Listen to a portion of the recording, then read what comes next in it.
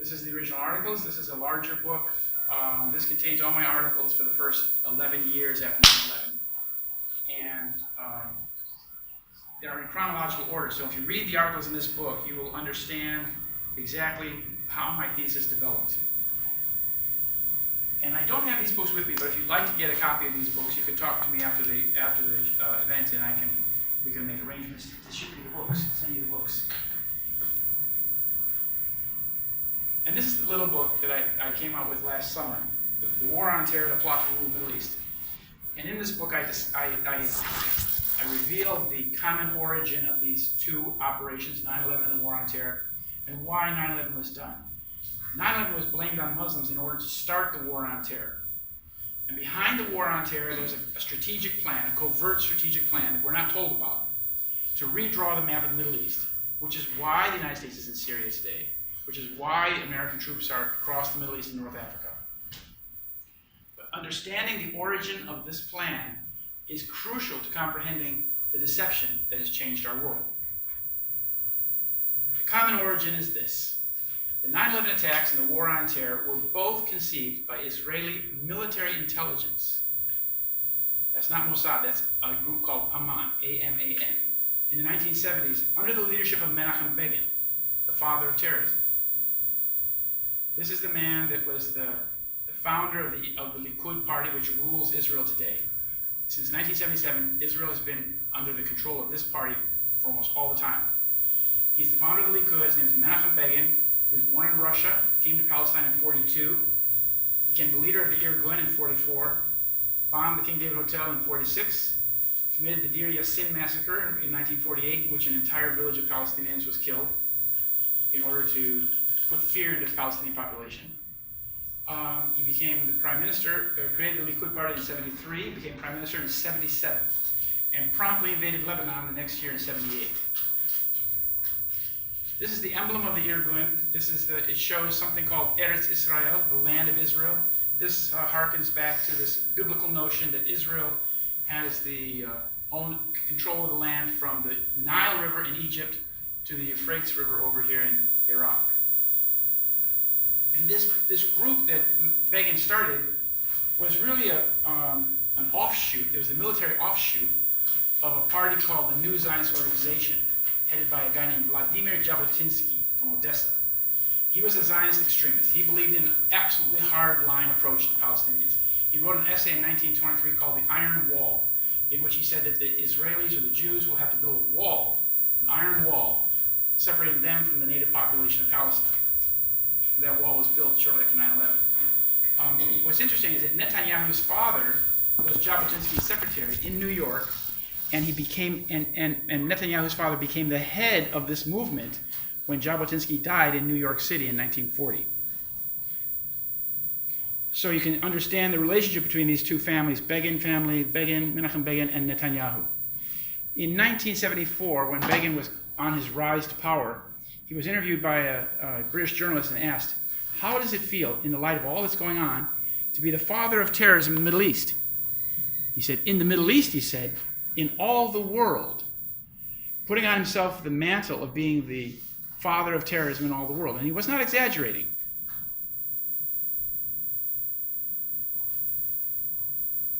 "9/11 was a false flag terror atrocity designed to instill fear and rage in the hearts of the American people in order to get public opinion behind the war on terror, a pre-planned Zionist war agenda to be waged under the pretext of fighting terrorism.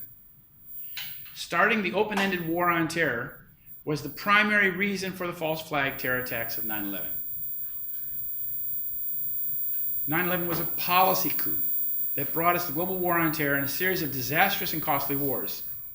This picture is from Iraq. Now, in the journals, political journals, they don't call it the war on terror so much, they call it the long war. And these are the people who like the war and support the war. They call it the long war. It's a war that has to be fought for a long, long time. The war on terror is currently the longest and most expensive foreign war in U.S. history. Yet there is no public resistance to it, virtually none. And there's no political debate on ending it. But there's something fundamentally wrong in a country where a terror atrocity that kills 3,000 people is not investigated, And the government hoodwinks the people into supporting a war that goes on for decades in the aftermath of this crime. There's something fundamentally wrong with this country today. We're in quicksand. As Donald Trump said, we have spent $7 trillion, trillion with a capital T, $7 trillion in the Middle East in 17 years. He says, you know what we have for it? Nothing, nothing. So this is, the $7 trillion figure is not exaggerated because it's counting interest costs and the cost of helping the veterans in the coming years. Some future costs are calculated into that $7 trillion figure. And the war on terror is not just a name that Fox News uses or something like that. The war on terror means that it is authorized, it is part of the authorization that was given to the president shortly after 9/11, 2 days after 9/11, in which the president was authorized to use all necessary and appropriate force against those nations, organizations, and persons he determines planned, authorized, committed, or aided the terrorist attacks that occurred of 9/11. It's called the Authorization for the Use of Military Force. And that is the authorization that the United States uses in its war in Iraq, today, in the war in Syria, and many other places. Here is some of the places where the authorization has been invoked. Now, you have to ask yourself, what did Libya have to do? What did Ethiopia or Somalia or Kenya, what did these countries have to do with 9/11? There's no connection whatsoever. So the authorization has been abused to wage war across North Africa, across Africa, even Black Africa today, and the Middle East, going into Central Asia, and even beyond. Here, this is in the Philippines. They've used it, this authorization. So the fraudulent war on terror is based on the official myth of 9/11. This is the myth what we've been given by the media since day one. This shows you how much money is being spent. This $400 million is being spent per year per U.S. victim of terrorism. Compare that to cancer, influenza, heart disease. So you see that, and this stat would have to be 1,000 times higher, taller, to represent the amount of money that's being spent. So this is a fraud. This is not any sort of sensible use of money. This is a huge criminal fraud, because the only people who really benefit from this expenditure are the banksters who are lending the money to the American government and the recipients of the money. In some cases, the military-industrial complex. And the war on terror is an Israeli stratagem pushed by Netanyahu since 1979 to trick the United States into waging war against Israel's enemies. So we've been tricked into this war. And unfortunately, Mr. Trump has adopted the 9/11 lie, which he says his instinct told him not to follow. He said 9/11, the worst terrorist attack in our history, was planned and directed from Afghanistan because that country was ruled by a government that gave comfort and shelter to terrorists. And he said that when he unveiled his plan to send more troops and more money to the Afghan war. This is Wesley Clark. When he was running for president in 2007, he's the former military head of the U.S. forces in Europe, Supreme Allied Commander during the war in Yugoslavia. And he said, whether you're a Democrat or a Republican, if you're an American, you ought to be concerned about the strategy of the United States in this region. What is our aim? What is our purpose? Why are we there? Why are Americans dying in this region? That is the issue. He went on to say, what happened on 9/11 is that we didn't have a strategy. We didn't have bipartisan agreement. We didn't have American understanding of it. And we had instead a policy coup in this country. A coup, a policy coup. Some hard-nosed people took over the direction of American policy, and they never bothered to inform the rest of us. Now, when he says we did not have American understanding of it, what he's implying is that the understanding we got, the interpretation we got of 9/11, came from some non-American sources. Who was he talking about? He was talking about Israeli sources. Here is the Zionist coup. These are the hard-nosed people who took over American policy, military policy. This is Paul Wolfowitz, Deputy Secretary of Defense. This is Dov Zakheim, the comptroller, the guy that counts the beans at the Pentagon. And this is Douglas Feith. And if you know, the day before September 11th, it was reported by Donald Rumsfeld that $2.3 trillion was unaccounted for in the Pentagon budget over the years. And this is the guy that was in charge of the Pentagon accounting at the time. And they're having a meeting here. This is January 2002. They're having a meeting with the Israeli Chief of Staff. This is a man named Shaul Mofaz. and he's the head military person from Israel. So they're discussing this strategy of what America will do in this in the aftermath of 9/11. And as Wesley Clark found out, about 10 days after 9/11, he said, I went through the Pentagon and I saw Secretary Rumsfeld and Deputy Secretary Wolfowitz. And one of the generals called me in and said, sir, we've made the decision we're going to war with Iraq. We're going to war with Iraq, I said. Why? I don't know, he said. I came back a few weeks later, and by that time we were bombing Afghanistan. I said, are we still going to war with Iraq? He said, sir, it's worse than that. We're going to take out 7 countries in 5 years, starting with Iraq, then Syria, Lebanon, Libya, Somalia, Sudan, and finishing off Iran. Well, as you can tell from this agenda, virtually all the countries have been done with the exception of Iran. So his understanding, the memo was correct. Well, whose strategic plan is being put into operation, being implemented? This is an Israeli plan. It's called the Yinon Plan. It was articulated in 1982 in Hebrew and translated into English thanks to a man named Israel Shahak. And it called for the division of the whole area into small states and the dissolution of all existing Arab states. And it's called the Master Plan to Dominate the Region. So what they're doing in Iraq is they're breaking the country into ethnic states with the Sunnis, the Shiites, and the Kurds. Likewise, they're trying to do that in Syria, but the Russians have thrown a wrench into the operation a little bit. They've succeeded in Libya. They've succeeded in Sudan. And you see in Saudi Arabia, they have plans to break that country up as well. This map is from the New York Times, imagining a remapped Middle East. And Hillary Clinton is on board with this project.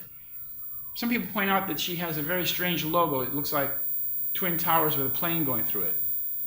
But in 2012, Secretary of State Clinton wrote that the best way to help Israel to contain Iran is to use force in Syria to overthrow the government. This email proves that Obama, when he started spending $1 billion a year on a covert operation to arm these anti-Assad militias in 2012, they were seeking to overthrow the Syrian government in order to help Israel. Well, that's treasonous. There's no reason for an American Secretary of State to be serving Israel when she's the Secretary of State for the United States of America. Well, the Palestinians, of course, are taking it on the chin in this operation. This is a big Palestinian camp in Damascus called the Yarmouk camp. It used to house 120,000 Palestinian refugees. Today, it contains something like about 200 because it's been utterly destroyed. What they did is ISIS was moved into the camp, which gave the anti-terrorist groups the reason to destroy the camp because they were going after ISIS. And in the process, they destroyed the camp. The Yarmouk camp lies today in ruins. Almost all the refugees who lived there have now fled. Now, Linda Hurd, an expert on the Middle East from Britain, she wrote in 2006, she said, is the United States waging Israel's wars? She says, there's one thing we do know. Oded Yinon's 1982 plan for the Middle East is in large part taking shape. Is this coincidence? Was Yinon a psychic? Perhaps, she says. But alternatively, we in the West are victims of a long-held agenda, not of our making, and without doubt, not in our interests. Now, if you know anything about the Middle East, you'll realize that there is no American interest in Syria. There's no American interest really in Iraq either, except perhaps that they produce a lot of oil. But the American interest isn't what matters here, which is why the operation in Syria is not reported. Because if the media reported what America was doing in Syria, for example, last summer, when we pounded Mosul and Raqqa into smithereens, then the American people would say, wait, why are we doing this exactly? The Israeli plan calls for, as I said, the expansion of the Israeli state into this area here called the biblical Eretz Israel, land of Israel. And this is what Menachem Begin said one day after the partition plan in 1947. He said, the partition of Palestine is illegal. Jerusalem was and will forever be our capital. And Eretz Israel will be restored to the people of Israel, all of it and forever. And you can see that Donald Trump is on board with this Israel being, having the capital in Jerusalem. And he's also on board, he seems to be on board with attacking Iran, which is something that should concern us a great deal because Iran is a very large country. It's not an Arab country. and a conflict with Iran would have serious consequences in the world. Well, the dissolution, when the Yonon plan calls for the dissolution of Syria and Iraq, and it said this is Israel's primary target on the Eastern Front. The dissolution of the military power of these states serves as the primary short-term target. So they want to break these countries up along ethnic groups, but you know the very first thing that the United States did when the U.S. Army went into Iraq in 2003 is they disbanded the military. They sent all the officers home, they disbanded the military, they dissolved the military. It's very unusual that you would do such a thing because the military is sort of like the organizing force in a nation as well.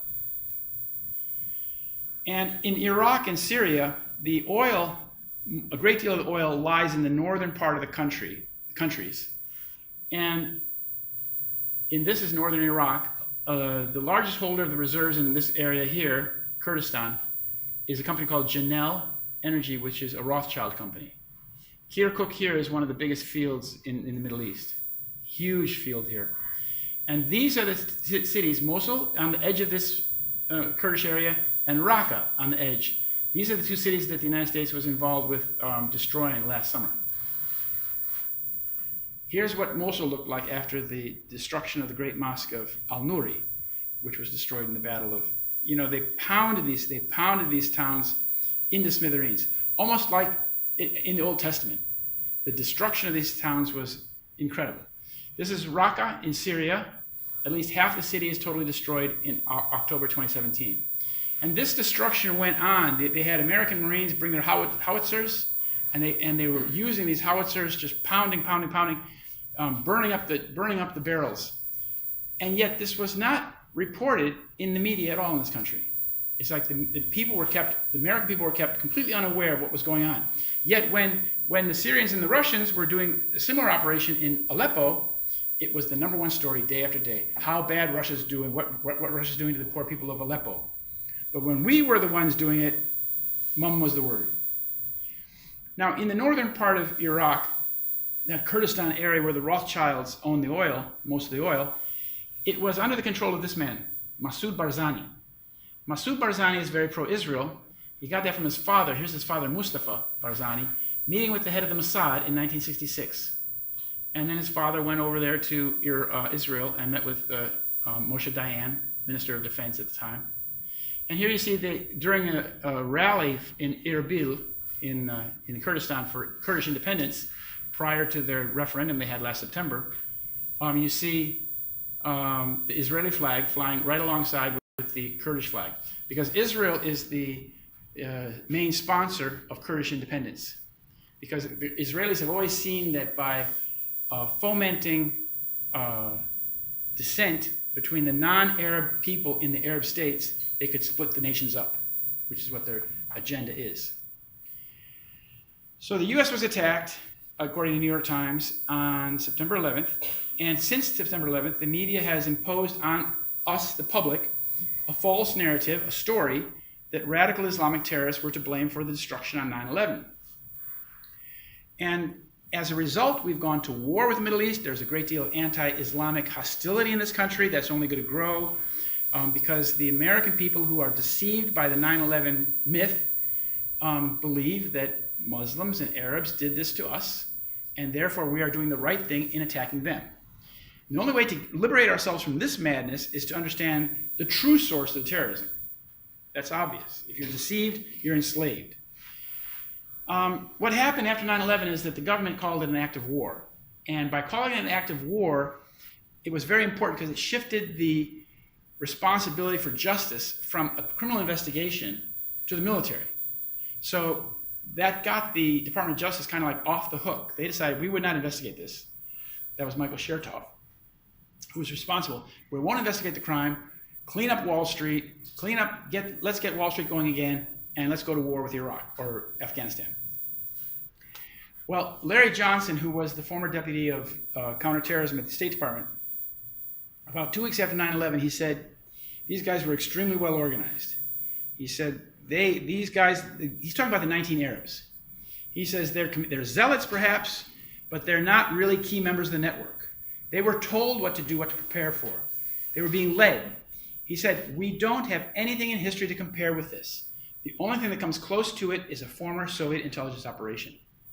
And what he was talking about is he was talking about the fact that of these hijackers, 15 of them lived in Florida, South Florida, where duplicate licenses had been issued for at least 6 of them. Others had reported lost passports.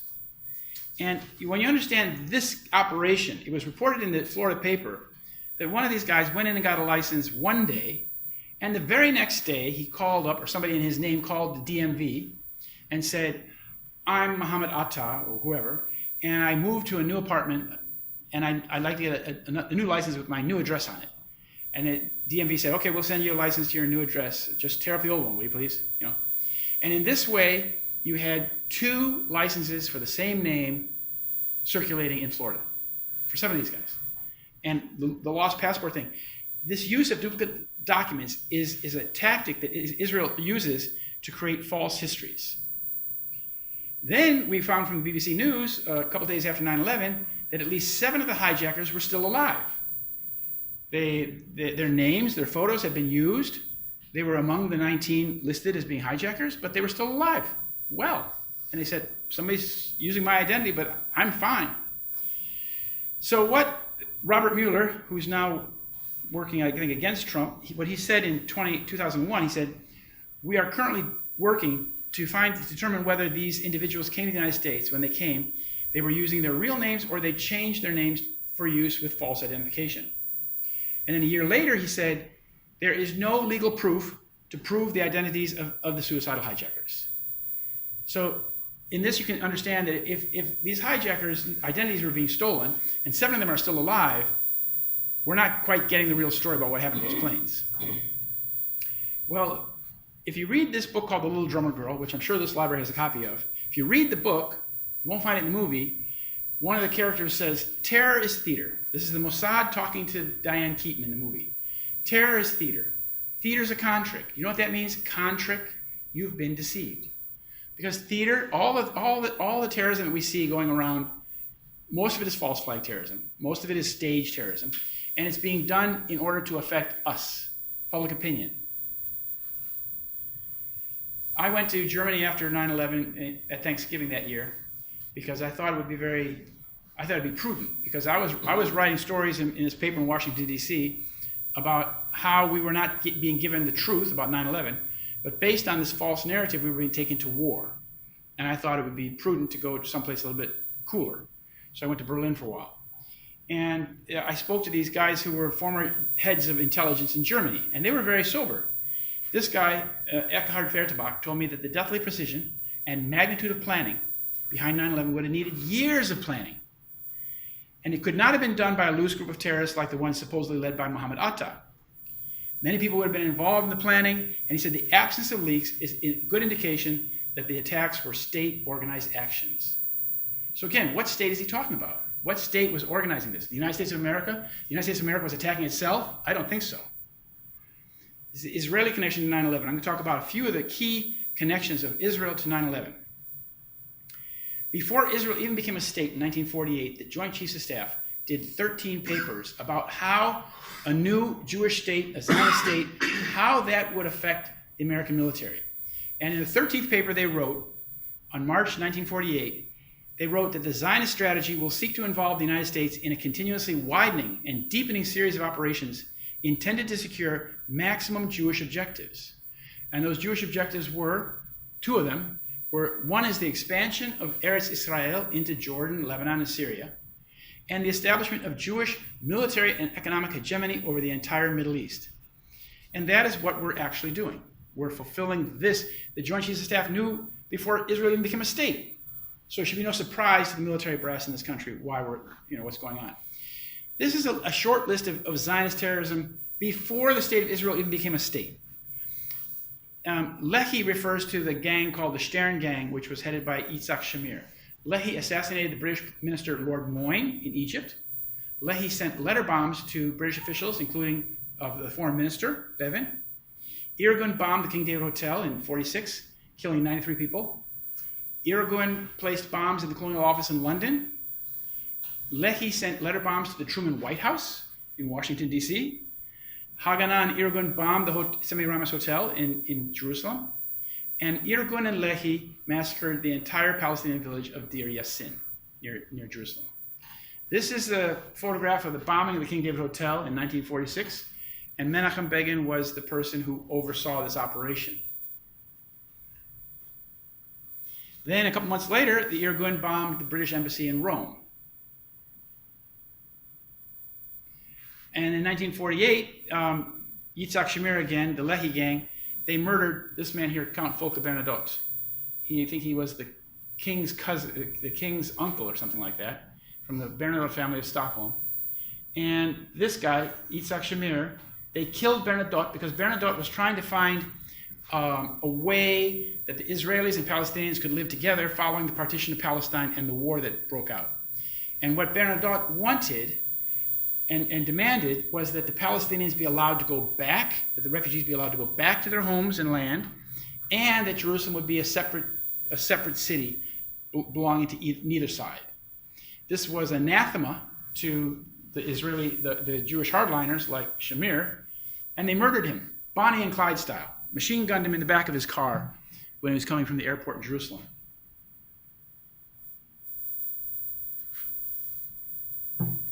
Now, Begin came to America in 1948 in December. And when he did, the Albert Einstein and a group of 26 Jewish intellectuals wrote a letter to the New York Times. And this one paragraph is very important. They were warning the American people of what this Zionist terrorist would do. He said, the public avowals of Begin's party are no guide whatever to its actual character. Today they speak of freedom and democracy and anti-imperialism, whereas until recently they openly preached the doctrine of the fascist state. It is in its actions that the terrorist party betrays its real character. From its past actions, we can judge what it may be expected to do in the future. Precisely. Any group that bombs a hotel and kills 93 people is likely to do more bombings in the future. And had Einstein's warning been heeded by the American people, we may have averted 9/11. Well, these guys came to power. The Likud came to power in 1977, which happened to be the time period when I was living in Israel. And here's Menachem Begin, Yitzhak Shamir, and Ariel Sharon. And this triumvirate, this troika, brought a lot of death and destruction to the Middle East and beyond. It's interesting that in 1979, 2 years after Begin got elected, 1 year after Begin invaded Lebanon, there was a terrorist attack. Some Palestinians from Lebanon or north of Israel attacked a bus in a place called Nahariya. And this man, who was the Israeli chief of staff, said that kill them all. He was referring to Palestinians. And what he did, Raphael Eitan, is he set up a terrorist organization in Lebanon called the Front for the Liberation of Lebanon from Foreigners. And they used car bombs and truck bombs to foment strife and war. So they would use car bombs and truck bombs in Palestinian neighborhoods or camps and Syrian neighborhoods and Sunnis and Shiites. So they began using these explosives, these car bombs, to cause friction and divide among the people of Lebanon. If you remember that period, it was an extremely bloody period. It went on for 4 years, from 79 to 83.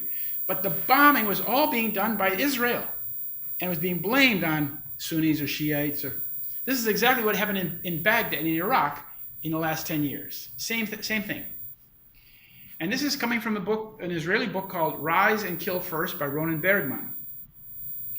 And he said the aim was to cause chaos amongst the Palestinians and Syrians in Lebanon without leaving an Israeli fingerprint, to give them the feeling they were constantly under attack and instill them with a sense of insecurity.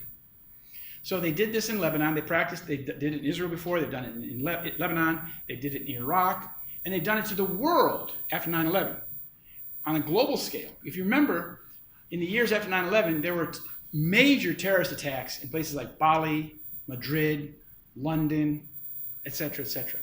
And these were meant to make the entire world feel insecure and give us a sense of fear. He said, in order to leave no Israeli fingerprints, Dagan and his crew, Mayor Dagan, he was the Mossad guy, recruited Lebanese locals, Christians and Shiites. We used them as proxies, mercenaries. We put motivation into them, Christians and Shiites and Sunnis, and we played them against one another. So That's the game that the Israelis are playing in the Middle East. What's interesting is that this book is on the New York Times bestseller list here, and it's been reviewed in the New York Times. It's been reviewed in papers and magazines across the country. But none of the reviews and none of the journalists, none of the interviews with this journalist, or with this author, have brought up this key point that he brings out, that Israel had a terrorist operation bombing with truck bombs and car bombs in Lebanon for 4 years. Because if they were to bring this out, they don't want to amplify this message very much. Because if American Jews were to read this, they'd say, wow, so Israel actually ran a terrorist operation for 4 years in Lebanon. They don't want people to think like that. So they just suppress it a bit. Well, at the end of that 1983 period, there was a massive truck bomb that killed 241 Marines in Beirut barracks. And this was a Sunday morning bomb, about 7 o'clock in the morning. The Marines were all sleeping, and they died in their beds. And it was the worst day, the worst death toll for U.S. Marines since Iwo Jima in World War II. To give you an idea of how bad of a day it was. Well, Chancellor Weinberger said, we have no idea who did this bombing. A group called Islamic Jihad supposedly took claim for it, but there was no such group. It didn't exist. And Victor Ostrovsky, however, he's a Canadian Mossadnik. He was a Mossad case officer. He wrote a book called By Way of Deception. And he said that in the book, he says Mossad knew the specific time and location of the bombing, the truck, the license plate number, the Mercedes, everything about it, but only gave the United States military general information, which was worthless. So the bombing went through. Now, if the Mossad knew all about the truck, the time, the place, where it was coming from, why didn't they tell the Americans? Why did they let it happen? Why did they see? And how did they know if they weren't responsible or involved in the production of the bomb? Well, as I said, they've been doing that for years, so it was probably their handiwork. And here are some Israeli terrorists from the 1950s. This was one of the first false flag terror attacks in the Middle East, in which these characters, this is Shimon Peres, Yitzhak Lavon, not Yitzhak, Pinhas Lavon, and Moshe Dayan. And these three men ran a covert operation in Egypt in which they made nitroglycerin bombs and used Egyptian Jews, and they would bring bombs into libraries and film cinemas, anything that had to do with the British government or the US government, cultural centers. And they were caught. The whole thing unraveled. And yet this photograph was taken several months after that happened. This is in August, 1 month after they were discovered, but they're still smiling. But it was done secretly. And the purpose of this operation was to drive the United States away from Egypt, away from Nasser, and Britain, away from Egypt, so that Egypt would be isolated. Well, when the Prime Minister discovered this in 1955, he wrote in 1955 about Shimon Peres, the Prime Minister was named Moshe Sheret, and this had occurred unbeknownst to him. And he said, Peres shares the same ideology as Lavon. He wants to frighten the West into supporting Israel's aims. And this is exactly what the terrorism is all about. This is where we are today. We as a population, as a public, a global public, are being subjected to terrorism in order to scare us into supporting this militant policy to wage war in the Middle East, which is Israel's agenda. And some people say, oh, Israel would never attack the United States. They're our friend. Well, I point them to 67. The June 8, 67 attack, Israel attacks the USS Liberty, a defenseless American spy ship that was off the coast of Egypt in international waters, and Israel pounded it for hours. The ship remarkably did not sink, but it was meant to sink. The pilots were asked from ground control, identify the ship, and they said, it's American, it's American. And the order came back from Tel Aviv, sink the ship, no survivors. Now this is suppressed history in the United States. It's not taught in schools. This is the most decorated ship in Navy history. 2/3 of the crew was either killed or injured. But if you understand this operation, if you understand what Israel did to the USS Liberty, then you will begin to understand how it's possible that Israel could do such a thing like 9/11. This is another time they tricked us into war. They tricked us into war in 1986 to bomb Libya when U.S. Ronald Reagan bombed the country on April 15th. And this was after the bombing of a LaBelle discotheque. There was a bombing in Berlin. A couple of GIs were killed. And then we bombed. And the reason why Reagan bombed is because our NSA had picked up communications coming apparently coming from Egypt, or from Libya, that were going to the embassy in Berlin saying, congratulations on a job well done. But that message was not coming from Libya. It was the Israelis had rented an apartment in Tripoli, in Libya, and they had put a transmitter in that apartment. And then from the coast, off the coast, from a submarine or a boat, they had transmitted to the apartment, and the apartment had transmitted into space, where it was picked up by American intelligence. And then the Americans said, hey, we got the goods now, let's go ahead. They didn't realize they'd been duped by the Israelis. But the Spanish and the Italians, they knew this was some sort of game.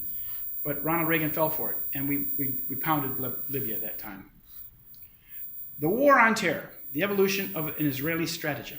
A stratagem is a trick, a device to fool somebody. Now, this is the first Israeli conception of 9/11. This is in 1978. The Israeli intelligence agent Arnon Milchan made his first movie, The Medusa Touch, in which a 747 crashes into the Pan Am building. Here they are preparing the film, preparing the props. And Arnon Milchan, who's Arnon Milchan? Well, if you've seen JFK or Pretty Woman, you've seen some of his films. He's a big Hollywood producer, but his first film was The Medusa Touch, and he made this in England and France. But the same year he made this film with this prediction or depiction of 9/11 type event, here he is talking to the chief of the Israeli defense minister, Ezra Weizmann, in 78. And Weizmann served under Menachem Begin. And it's like, did this guy was this a coincidence? Is this like, or prescience? I mean, how did he, become so absorbed with this idea of planes flying into buildings? Well, Milchan is also a senior Israeli agent. He's in Hollywood. He has a position of overseeing secret accounts for the Mossad. So the Mossad keeps money in the United States and outside Israel for use for their operations. And he's the guy that oversees those accounts. So that's where his money comes from. He does money laundering, and he operates Israel's Mossad's external accounts.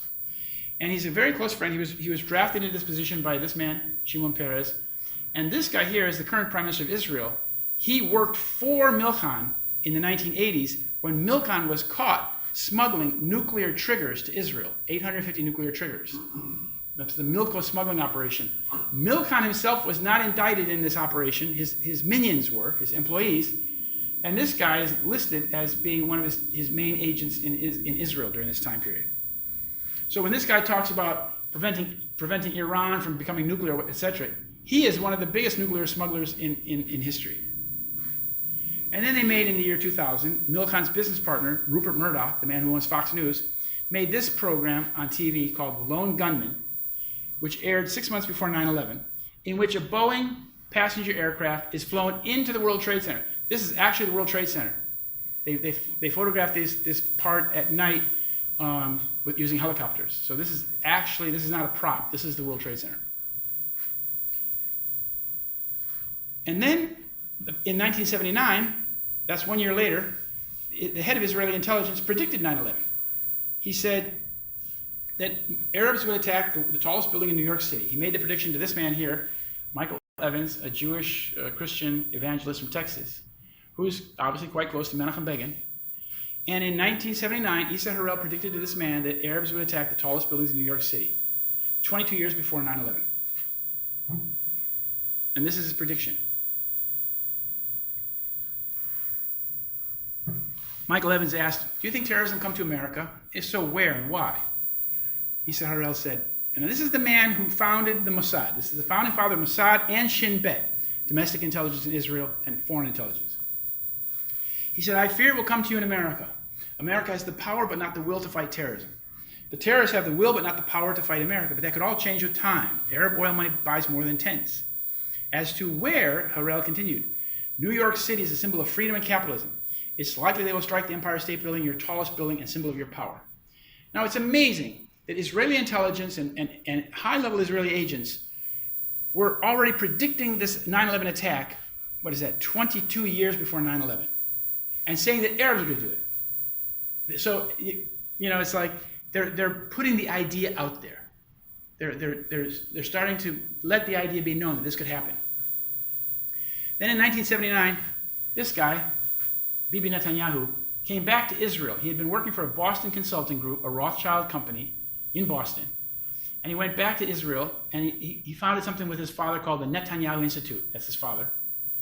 And he began promoting this new agenda, the War on Terror, in 1979. And he had a conference in Jerusalem called the Conference on International Terrorism, in which George Herbert Walker Bush spoke in the final day, supporting this idea of preemptive attacks on nations that are supporting terrorism against Israel.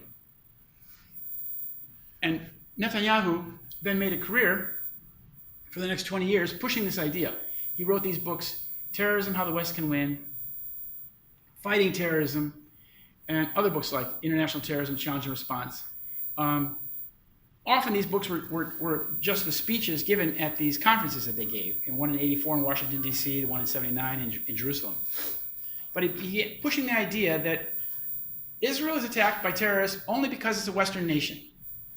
And therefore, it's attacked because it has Western values. Therefore, the West, it's incumbent on the West to come and defend and fight on the side of Israel because the terrorists are attacking the West. That's the whole idea. Of course, it's an intellectual fraud, but a lot of people fell for it. Now, if you're going to have a war on terror, you have to have a really good enemy. You just can't say, we're going to fight Muslims or Arabs. You have to have an enemy that the public can focus on. So they created, in 1983, they began creating this army of bad anti-Western terrorists. And that's the gang of Gulbuddin. It's called Gulbuddin Hekmatyar, that's this guy. And he's an Afghan. He was an Afghan professor who had a group called Hezb Islami. And how it worked is that in 1983, an American congressman named Charlie Wilson got money from the CIA to fund the jihadis in Pakistan, who were mostly Afghans. They'd been displaced from Afghanistan. They wanted to go back and fight the Red Army. So he wanted to give the Red Army their own Vietnam. So we began funding these guys. And then these Afghan Arabs, called Afghan Arabs, these Arabs from the peninsula, Arabs, came to join the jihad. And the most well-known one is this guy, Osama bin Laden. And he came to Afghanistan and was trained with this gang who was being trained by Israeli military intelligence. They didn't know it. The trainers were from Israel, under Ehud Barak, Israeli military intelligence. They provided the weapons, mostly from Lebanon, from the year before in Lebanon. And the lady wants to come in, I think.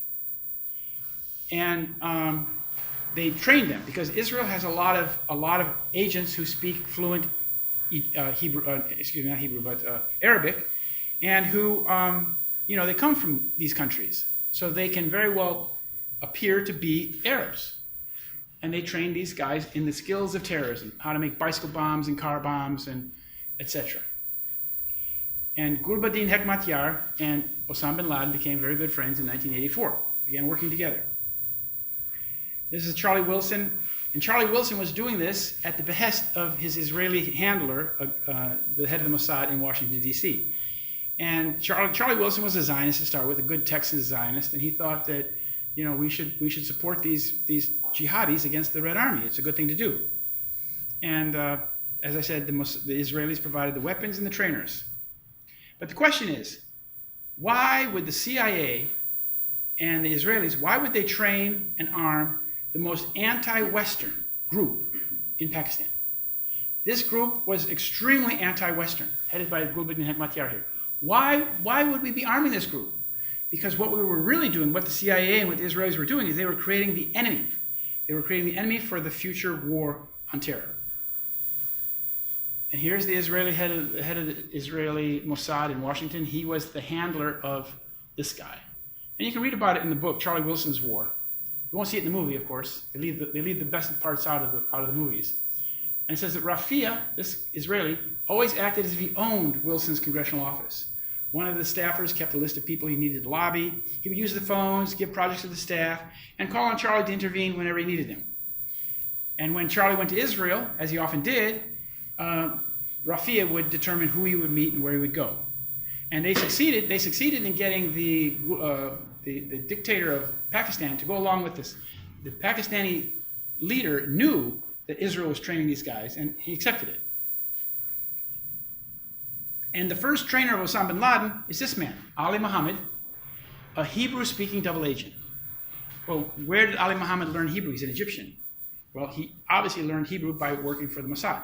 or the Israeli intelligence. Now this guy is a big cog in this whole terrorism thing.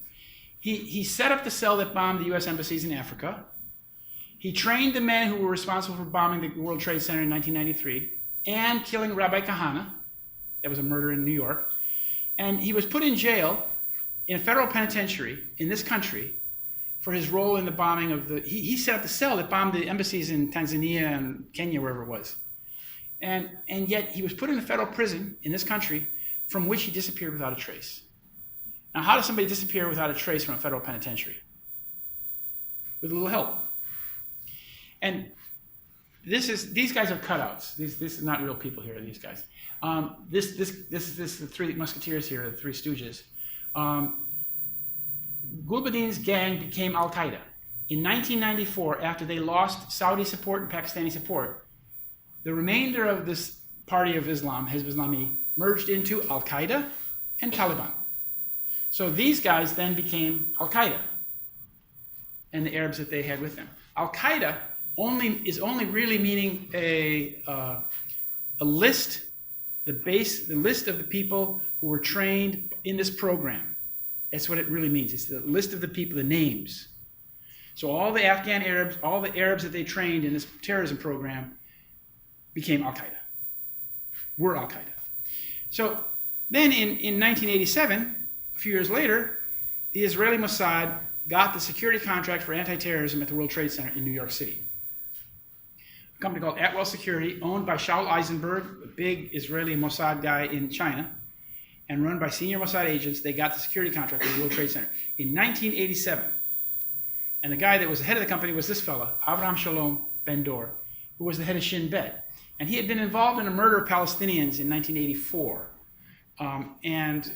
So he was removed from his position, convicted of this association to murder, and he went to America. And in America, he and this other guy, Zvi Malkin, these are old Mossad guys. They worked for Issa Harel, that man that started the company, started the operation in 1948. They were involved in plutonium smuggling. You may remember when plutonium was smuggled from Pennsylvania to Israel for their nuclear bomb arsenal. They were involved in the kidnapping of Adolf Eichmann in Argentina. And they had now this company they were trying to sell to the Port Authority to provide security, anti-terrorism security to the World Trade Center. They were discovered. The Port Authority discovered that this guy was using a fake name. He was using one name, not the other, not Ben-Dor name or Shalom. And when they discovered his criminal past, they broke off the security contract. But had they not done that, 9/11 probably would have happened in the late 1980s. Because they were just getting their ducks all in position. Well, what happened is instead of giving up the project and going back to Israel, they went to work for this guy, Jules Kroll. And in 1993, Jules Kroll his company, got the security contract for the World Trade Center after the first bombing. And at that point, this Israeli guy was working for Jules Kroll. So using the American Jew as like a Trojan horse, they still got in position to maintain the security for the world, or to write the procedures and security for the World Trade Center. And these guys, this is Maurice Greenberg. These guys are business partners. You might remember Maurice Greenberg, as being the former head of AIG. This is the company that received the largest amount of money during the 2008 bailout. He got $180 billion because he had insured the bad mortgage things. So it's all, the gang is all tied together in all the same crimes. You know, whether it's the bailout, whether it's the wars, whether it's terrorism, the same people are often found involved. Well, in 1992, the son of a Lehi Stern gang terrorist came into the White House and became the chief advisor for Bill Clinton. This man here, Rahm Emanuel, he's currently the mayor of Chicago, my hometown, and he served in 1992. He served as the director of the finance committee for Clinton, his Clinton campaign. Then he became senior advisor in the White House under Clinton, and he later became the chief of staff for Barack Obama. His father was a member of the gang who killed Volker Bernadotte, who sent those letter bombs, who did all that terrorism in the 1940s. His father, after the war in 48, in 52, he came to the United States, had these 3 sons born in America, yet they are Israeli citizens. So the senior advisor to Bill Clinton was an Israeli national. He actually went in 1991, he went to Israel to fight in that war with when the Iraq war started.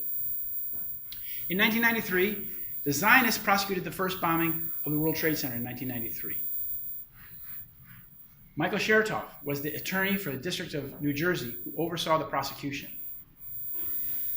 Now, if you remember, that was a bombing in the basement. A truck bomb went off. The FBI was involved in the production of the car bomb, or the truck bomb that went off, killed 6 people. Michael Chertoff oversaw the prosecution because the gang was from New Jersey, and Michael Mukasey prosecuted the crime against the blind sheikh, this man here.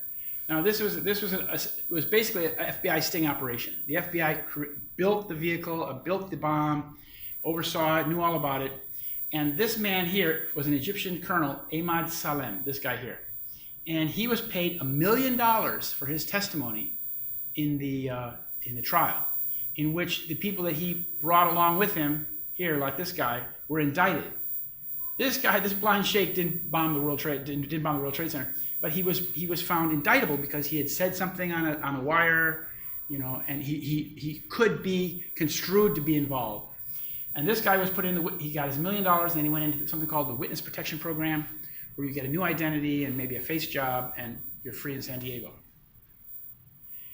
And then in 1998, 3 years before 9/11, Philip Zelikow was the head of something called the Catastrophic Terrorism Study Group, which imagined a transforming event that would change this country.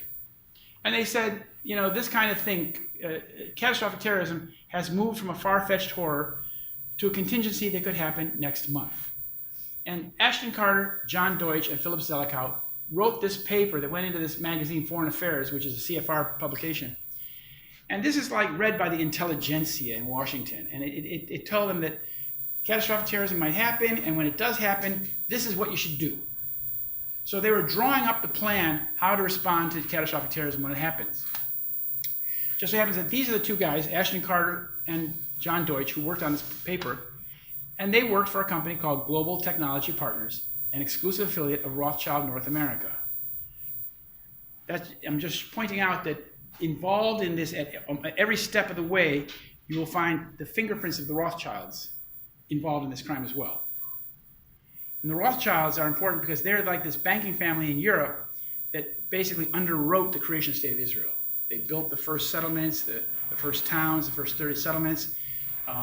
The Balfour Declaration that promised British support for the creation of the Jewish homeland, Palestine, was a letter written to Lord Rothschild. Then the Zionist neocons called for a new Pearl Harbor in order to create the changes they wanted to see in this country. And they wrote in a paper called the Rebuilding America's Defenses in September of 2000, 1 year before 9/11. The PNAC, Project for New American Century, was basically headed by these guys, the Kagan family of the State Department. It was founded by Robert Kagan and William Crystal in 1997. And they talked about this transformation that needed to happen to this country. And in this transformation, they said that the United States really has to become like the global police force, that America has to have full spectrum dominance in the entire world. And this revolutionary change that has to happen, they said, will likely be a long change, absent some catastrophic and catalyzing event like a new Pearl Harbor. So they envisioned this transforming event that would radically change America's military posture in the whole world overnight. That's what 9/11 was all about. Then in 2001, the Israeli Mossad, a Rothschild company called ICTS, was responsible for passenger security and airport security at the airports involved in 9/11. And these are the three principal players in this company called ICTS. This is Yair Shamir. This is the son of Yitzhak Shamir, the guy that ran Lehi, the guy who killed Folke Bernadotte, the guy who bombed all those places. His son is just like his father, a chip off the block. This is Ed Kuckerman, and that's Boaz Harel. And they run that company that screened passengers at Boston's airport, for example. So if these bad guys got on the airplane with box cutters and whatnot, they would have had to go through Israeli security. A company called Huntley USA, by the way. And in July 2001, Zionists got the 99-year lease for these buildings, the World Trade Center. So the property became Zionist property in July 2001. How did that happen? Because those were public buildings before. They belonged to the Port Authority of New York and New Jersey, so that's a public entity. So they were like public property. Well, what happened is that Governor Pataki had a privatization scheme headed by this man, Ronald Lauder, the son of Estee Lauder. And he was in charge of choosing what property would be privatized. He chose the World Trade Center to be privatized. Now, what's interesting here is his connection to Israel is a very tight one to the Rothschilds. He has a school called the Lauder School of Government Diplomacy and Strategy at the Mossad School in Herzliya, where this Israeli Major General Daniel Rothschild heads the Institute for Policy and Strategy. So in Israel, these two guys are connected at this school called the IDC. And then when it was determined by Mr. Lauder that they would privatize the World Trade Center, it went to this man, the head of the Port Authority, Lou Eisenberg, to oversee the negotiations that then delivered the World Trade Center to this man, Larry Silverstein. Now, it's important to see here, again, there's the Zionist connection. These two guys are on the United Jewish Appeal Board, UJA Federation of New York, where Silverstein was the national chairman, and he was on the planning board. So there's this back channel, there's always this back channel Zionist relationship these people have. Oh, it's charity. Oh, this is the largest fundraiser for the state of Israel, UJA in New York. And then Mr. Silverstein had a very close connection to Bibi Netanyahu. Every Sunday afternoon they spoke on the phone for years prior to 9/11. This is from the Israeli newspaper Haaretz. They reported in November 2001. They said that for years, Netanyahu and Silverstein have kept in close touch. Every Sunday afternoon, New York time, Netanyahu would call Silverstein. It made no difference where Netanyahu was. He would always call. Their ties continued after Netanyahu became prime minister. Well, Netanyahu became prime minister in 1996. So this has been going on for a long time, this planning. This was meticulously planned. It was planned for decades. And he said when he got the keys to the front door, this is when he got the lease was signed, "I'm proud to assume the stewardship of the World Trade Center, one of New York's greatest jewels." July 24th, 2001. Well, 5 weeks later, this is what was left of those jewels of New York. They were reduced to dust and steel. That's all that was left, dust and steel. No concrete, no computers, no toilets, no nothing. Everything was reduced to dust. This is biblical. This is the kind of thing that you read about in the Old Testament. On 9/11, Ehud Olmert, this man here, the deputy prime minister of the state of Israel, and the mayor of Jerusalem, was in New York City on September 10th and September 11th. But it was not reported in any of the media. Now, this is most unusual. When a high-level Israeli politician like this goes to New York, it's usually front-page news. There's some sort of parade or it's well known. But in this case, it was kept completely silent. I discovered it by reading the sports page of the Jerusalem Post, because he had negotiated a sale in New York City of the football team of the Likud, the Betar team in Jerusalem. He had negotiated it and sold it and signed the papers in New York City on September 10th. And on the 9th, he had been up in Ottawa, Canada. And he came down to New York, did the deal in New York, and was there on the 11th. He was still there. Here he is with his colleague, Netanyahu. Here he is, about 10 days later, he came back to New York City, and about a fortnight went by, and he had gone through some psychological behandling or something, and he was then acting as the big brother, because these two cities, Jerusalem and New York, are sister cities. They're sister cities, they're close relationship. New York, obviously, is the most Jewish city in the United States of America. And so, but he was in New York City on September 10th and 11th, but his visit was kept secret. Why? Why would his visit be kept secret if it didn't have something to do with 9/11? They didn't want it to be known. And then on September 11th, in the afternoon, 4 o'clock in the afternoon, when all civilian flights in this country were grounded, a full El Al Boeing 747 took off from JFK bound for Tel Aviv. The flight departed at 4:11 with U.S. military officials on the scene, personally involved in clearing the plane for takeoff. 747, that's not a small plane. Ehud Olmert, and it was full. A lot of Israelis got on that plane. And then there was this thing about the put options. These are these stock options that were placed by people who were betting basically that the stock of the airlines and insurance companies would plummet on September 11th. And of course they did plummet. So if you made a stock option put, if you made a put option, you could win, you could earn money, you could make money off of this movement. And the 9/11 Commission report said a single U.S. institutional investor with no conceivable ties to Al-Qaeda purchased 95% of these puts on September 6th and on September 10th. Well, who is that single institutional investor? It was the company that was headed by this man. His name is Buzzy Krongard.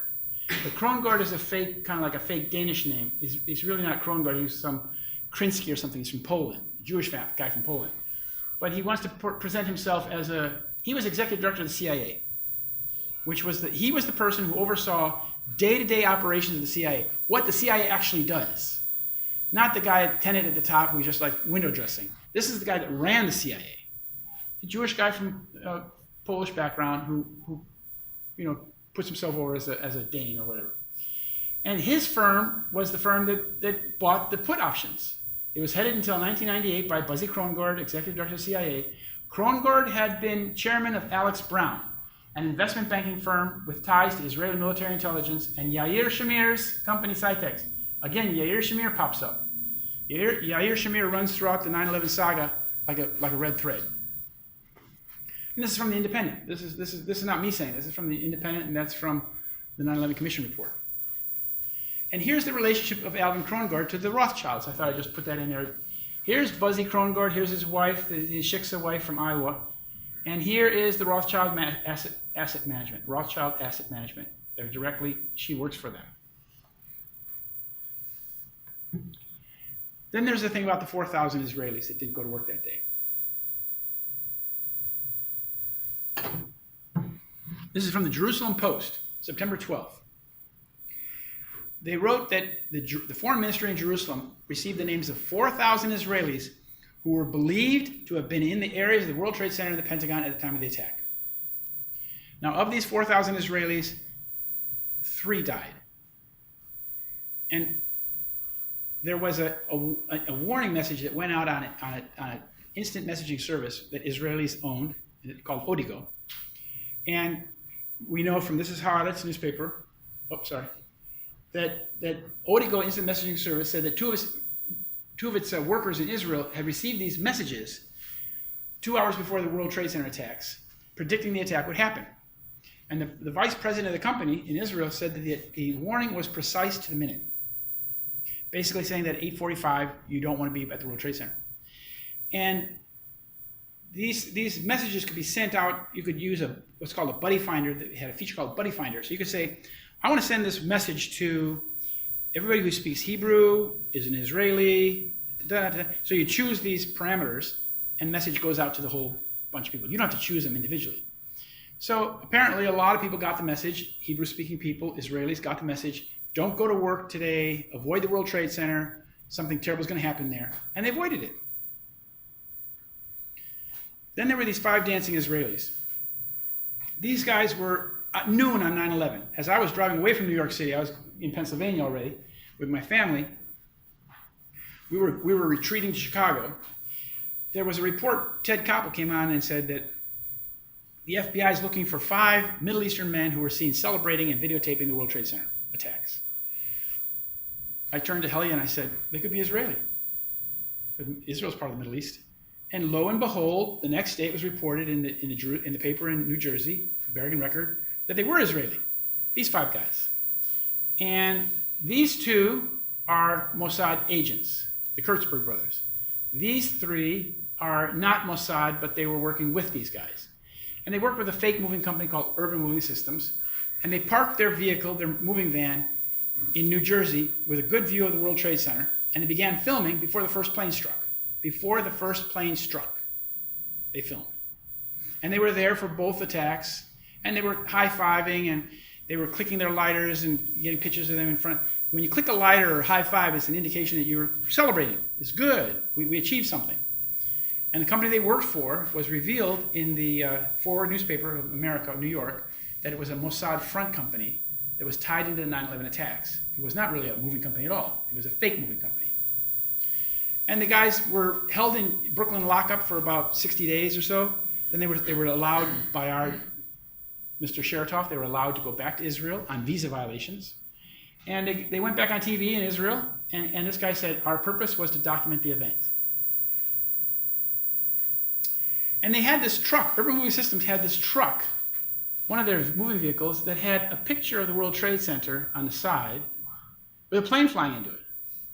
How in your face can you be, huh? And this is the guy that ran the company. You can see he's really professional here. His name is Dominic Suter. And he was questioned by the FBI on September 12th. And the FBI took the boxes and documents out of their headquarters in Weehawken, New Jersey. And then Suter fled the country on September 14th. And the FBI assessment was that the Urban Moving Systems, his company, was a front by the Mossad and operatives employed by it. That's forward. That's a Jewish newspaper. Well, as the General Wesley Clark said, we did not have American understanding of 9/11. So what he's referring to is we had Israeli understanding, and this understanding came to us directly from the Israeli chief of staff here. This is Ehud Barak, the same guy who trained Osama bin Laden in the 1980s. And he said on BBC World TV, you have to understand, BBC World is the largest English-speaking television broadcaster in the world. It reaches everywhere, South America, South Africa, Asia, everywhere, Europe. And he said on September 11th, he said, the world will never be the same from today on. He said, we know who did this. This is Osama bin Laden, and we know where he is. And he said, it's time to launch an operational, concrete war against terror. And that very short analysis of who was behind it became the official myth. And Netanyahu, he said that it was very good. He said 9/11 was very good. He said that on the day of 9/11, when 30,000 people were expected to be dead in the rubble. 30,000 they thought at the first time, for the first week. And he was asked by the New York Times, James Bennett, how will this affect American-Israeli relations? And Netanyahu said, it's very good. Speaking from the gut, it's very good. He said, well, it's not very good, but it'll generate immediate sympathy. Now, who would say it's very good except somebody who saw some benefit? Well, what's the relationship between, the trainer of Osama bin Laden, this guy here, Ehud Barak, and Netanyahu? Well, they were colleagues, they were comrades in something called the Sayeret Matkal. The Sayeret Matkal is a covert, independent commando force that serves directly under the Israeli chief of staff and Israeli military intelligence. And one of the guys on Flight 11 was a guy named Daniel Levin. He's an American from Colorado who was a member of Sayeret Matkal. He was supposedly shot or killed with a knife, according to the telephone conversations. And this is what Netanyahu said the day after 9/11, September 12th. This is less than 24 hours after 9/11. He said, we must build a coalition against terror today. It's time to take on militant Islamic regimes with a great deal of strength. We should crush the terrorist infrastructure that threatens the entire free world. Now, if you look at all the coalitions that have been involved in the post-9/11 wars, in Syria, in Afghanistan, what have you, you will see 67 nations. On last summer, Operation Inherent Resolve in Raqqa and Mosul, 67 nations were involved in that operation, but you won't find the Israeli flag. How is that? Yet the Israelis wanted to build the coalition. Yeah, they wanted to build the coalition that they will run. It's Israeli intelligence, Israeli design that is being imposed on those nations who do the fighting. There was a recent report in Norway that Norway was involved in the final bombing of Tripoli with Denmark. Norway was involved in 10% of the bombing operations in Libya during the Libyan war a couple years ago. They flew 567 missions over Libya. And they revealed now in Norway that they knew nothing about what was going on in Libya prior to this bombing operation. NATO said, come on, Norway, we want you to play in this. We want you to give your pilots some real experience. And Norway went along with it. How unusual. Well, this is what Netanyahu also said in 2001. He said, he's talking about how easily America can be pushed around. He said, I know what America is. America is a thing you can move very easily. Move it in the right direction. And in 2007, he said this. We, speaking in Hebrew, he said, we are benefiting from one thing, and that is the attack on the Twin Towers in Pentagon and the American struggle in Iraq. He's talking about several things there, but he's saying that the American struggle in Iraq is benefiting the state of Israel. And then, after 9/11 was carried out, the investigation that should have happened, the criminal investigation that should have happened, was headed by this man, an Israeli, and a son of the Mossad. His name is Michael Chertoff. His mother was one of the first Mossad agents, and she was operating in the 1940s, late 40s. She, for example, was involved in this operation called Magic Carpet, when the Israelis went down to Yemen and must have paid the emir of Yemen a great deal of money, and they took all the Jews from Yemen secretly up to Israel. They did the same thing with Iraq and other countries. They were basically trying to get people to people their state, and they needed to get, Jews wherever they could get them. And John Ashcroft was the Attorney General at the time, and he put Michael Chertoff in charge of the 9/11 investigation, which fell in his domain because he was the Assistant Attorney General in charge of Criminal Division. And for day-to-day decisions, Chertoff had the last word. And then he was, after that, he was appointed to be the head of Homeland Security in 2005. Now that's important because in these two positions that he held, he oversaw all access to the evidence of 9/11. So when people like me called and said, what about this evidence, can we see it? No, it's being held for a future trial. So we could never, ever see any of the evidence because this guy was sitting on top of it like a spider. And they were destroying it. From day one, they began destroying the steel from the World Trade Center. They had mountains of it. And it was destroyed in Zionist junkyards in New Jersey, 2 of them. So they had to destroy the steel because the steel had telltale marks of what destroyed the buildings. The buildings were very, very strongly built with lots of steel. In order for the buildings to fall, you had to destroy the steel, weaken the steel, and fracture it, break it. And then the Zionists presided over the 9/11 lawsuits and litigation. This is the judge, Alvin K. Hellerstein, in the Southern District of New York in Manhattan. He oversaw the tort litigation of the 96 families who held out for a trial for 9/11. They wanted to know who was responsible for the loss of their loved one. Yet this guy had a huge conflict of interest because his son in Israel, Joseph, is a lawyer for the company that represents ICTS, that Israeli security company that was the key defendant in the litigation in his father's courtroom. This is called a primary family conflict of interest. Your wife or your sons or your daughters cannot be involved in any company that is a defendant in your court. But the New York media couldn't care less. This is the relationship. I discovered this and I shouted about it for years. It finally went to the Supreme Court in this country, U.S. Supreme Court, when the lawyer for Ellen Mariani asked for this information to be put into the record, just to be put into the record. And he was sanctioned for being anti-Semitic. This is the relationship. Son Joseph is an Israeli lawyer with a firm that represents Kuckerman. That was the guy on the left, parent company of ICTS. Kuckerman is CEO of Rothschild Group and chairman of the Israel General Bank. Boaz Harel, that's the other guy from the company that was on the right side, Kuckerman partner, is the head of ICTS. That's the company that oversaw passenger screening at the airports that day. A Rothschild-funded Mossad company responsible for the 9/11 terror attacks. And this was the key defendant in the litigation. Because if the 19 hijackers did the crime, as the official story says, the families wanted to know, how did these guys get on the plane? Who let them on? Did they get on the plane? And this company would have, if the trial had gone forward, this company would have had to explain the procedures, the films, the videotapes, what have you. Well, what happened is that the judge, Hellerstein, excused the Israeli company in May 2011. He dismissed them, saying, you're just the parent company. I don't know why you're here. And he let them go home. So what the judge did is he removed all the meat from the burger, so to speak, until there was nothing left. And so the families then just gave up. So one by one, all 96 families were settled out of court until there was no one left standing. So people don't understand this, but of the 3,000 families from 9/11, there has not been 1 minute in court. They were all settled out of court. And the settlement went like this. This is the guy, he's a special master, he's always special master, Kenny Feinberg. Whenever there's a large government compensation fund, he oversees it. But he worked with his wife, and his wife is the executive of the United Israel Appeal and Jewish Federation of Washington, and she sits on the board of governors of the Jewish Agency. That's as high as you can get in the Zionist ladder of hierarchy. She's at the very top. And he and his wife oversaw the compensation for the first 2,900 families. There were roughly 3,000 families.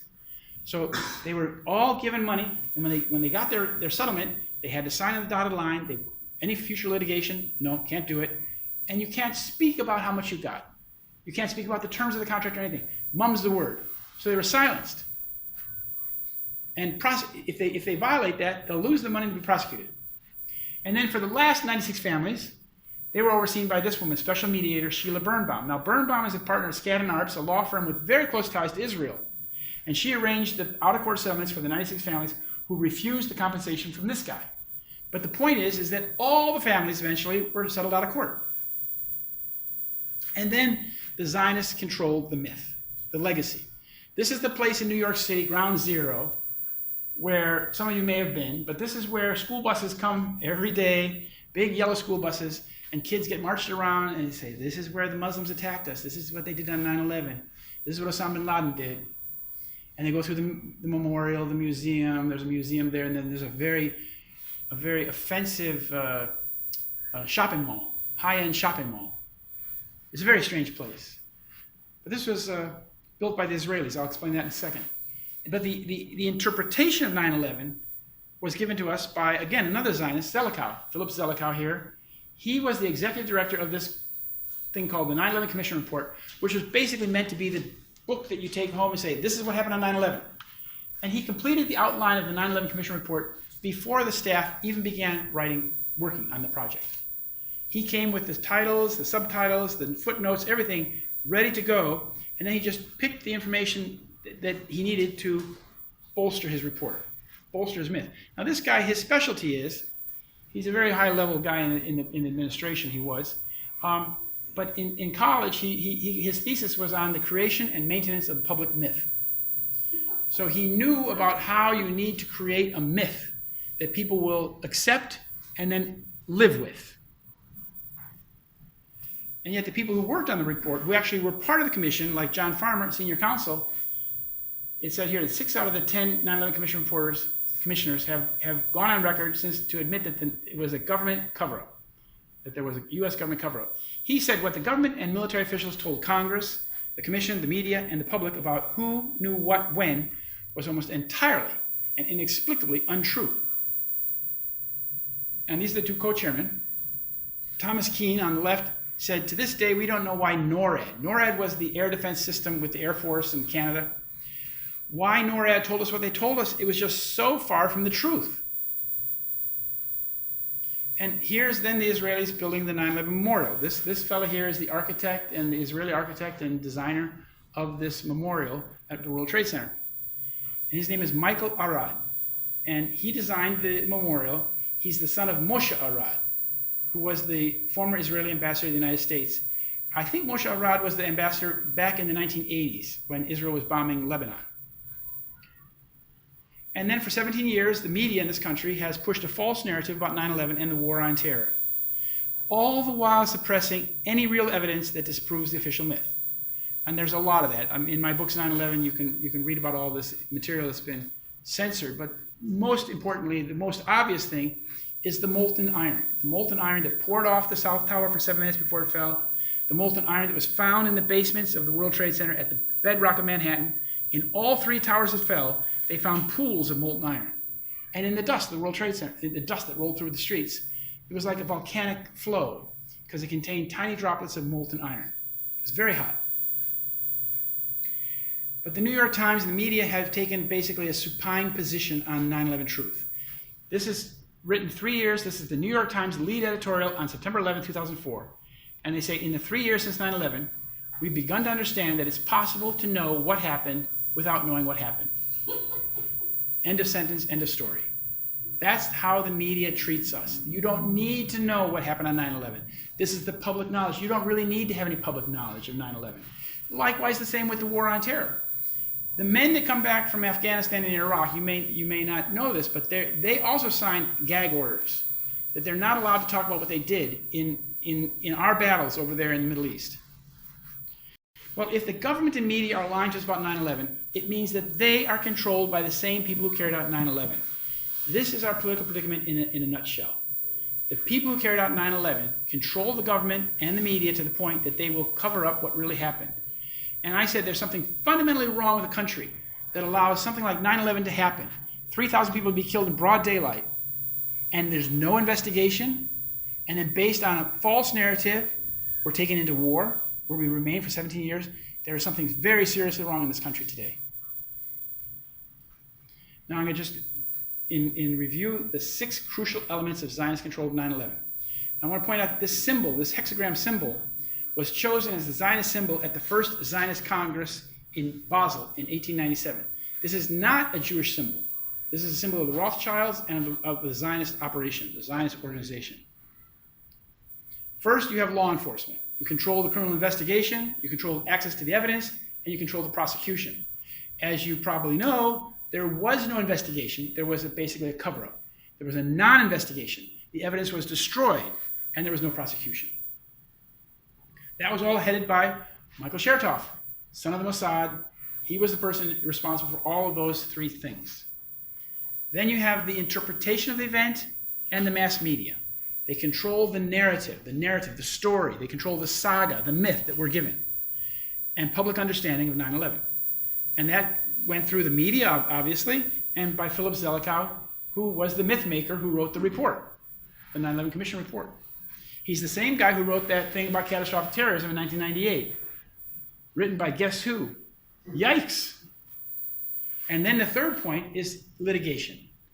They control the court process to prevent a trial from occurring and legal discovery. And that's Alvin K. Hallerstein with his conflict of interest with Israel and the defendant ICTS. The fourth point is that these are the guys, this is the ICTS guys, that's Shamir, that's Kuckerman, that's Boaz Harel. These are the ICTS heads. Their company's based in Holland. They oversaw security at the airports that day. All the airports, all the gateway airports in the United States. But Boston and Newark and Dulles, they had people there. And the Israelis also, or the Zionists also controlled security at the World Trade Center, as I showed you with this Kroll Associates since 1993, and the Israeli who worked for Kroll. So they had to control everything. Then they controlled the government. In the Bush administration was a group called the Zionist neocons, and these Zionist neocons were in high positions for everybody in the government. Here, for example, the senior counsel and the advisor to Condoleezza Rice was Philip Zelikow. She was Secretary of State. Her legal advisor and special advisor is Philip Zelikow, the guy who wrote the commission report. This was the special chief of staff for Cheney. His name is Libby Lewis. This is a deputy secretary of defense, etc. This is Crystal, Richard Pearl, Douglas Feith. So in this position, the White House, the Bush White House, was infested with Zionist neocons who pushed the Zionist war agenda. The war agenda that we got after the attack on the World Trade Center came from these guys, came from Wolfowitz. And then they controlled the military, as I said. Wolfowitz was a deputy under Rumsfeld. Here they are plotting the response that America will have leading to the war on terror. And this is, of course, the Israeli chief of staff. So our war policy was crafted to overthrow 7 nations in 5 years, which is what we've done for the last 17 years. And this is putting into effect, this is implementing Israel's Yinon plan, also known as the Global War on Terror. And this is this 6-pointed hexagram also has some connotations in the Bible of being the star of Remphan. And that's some sort of Egyptian diabolical god type thing.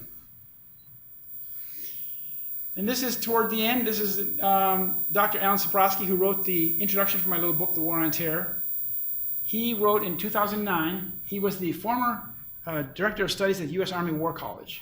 And he said the evidential trail for 9/11 and the wars in Afghanistan and Iraq runs from PNAC, AIPAC, that's the Israeli lobby, and their cohorts, through the mostly Jewish neocons in the Bush administration, and back to the Israeli government. None of the denials and political machinations can alter that essential reality. And this is the end. And as I say, the only way to defeat the deception, the only way to turn the deception around is to increase awareness. That stands to reason. That if a country is deceived, as our country is, it's enslaved. And we are virtually enslaved to this war agenda because too many people believe 9/11, the 9/11 story, and the logic for the war on terror. And that's why, in my opinion, there is so little public resistance to the war. So I want to say thank you very much.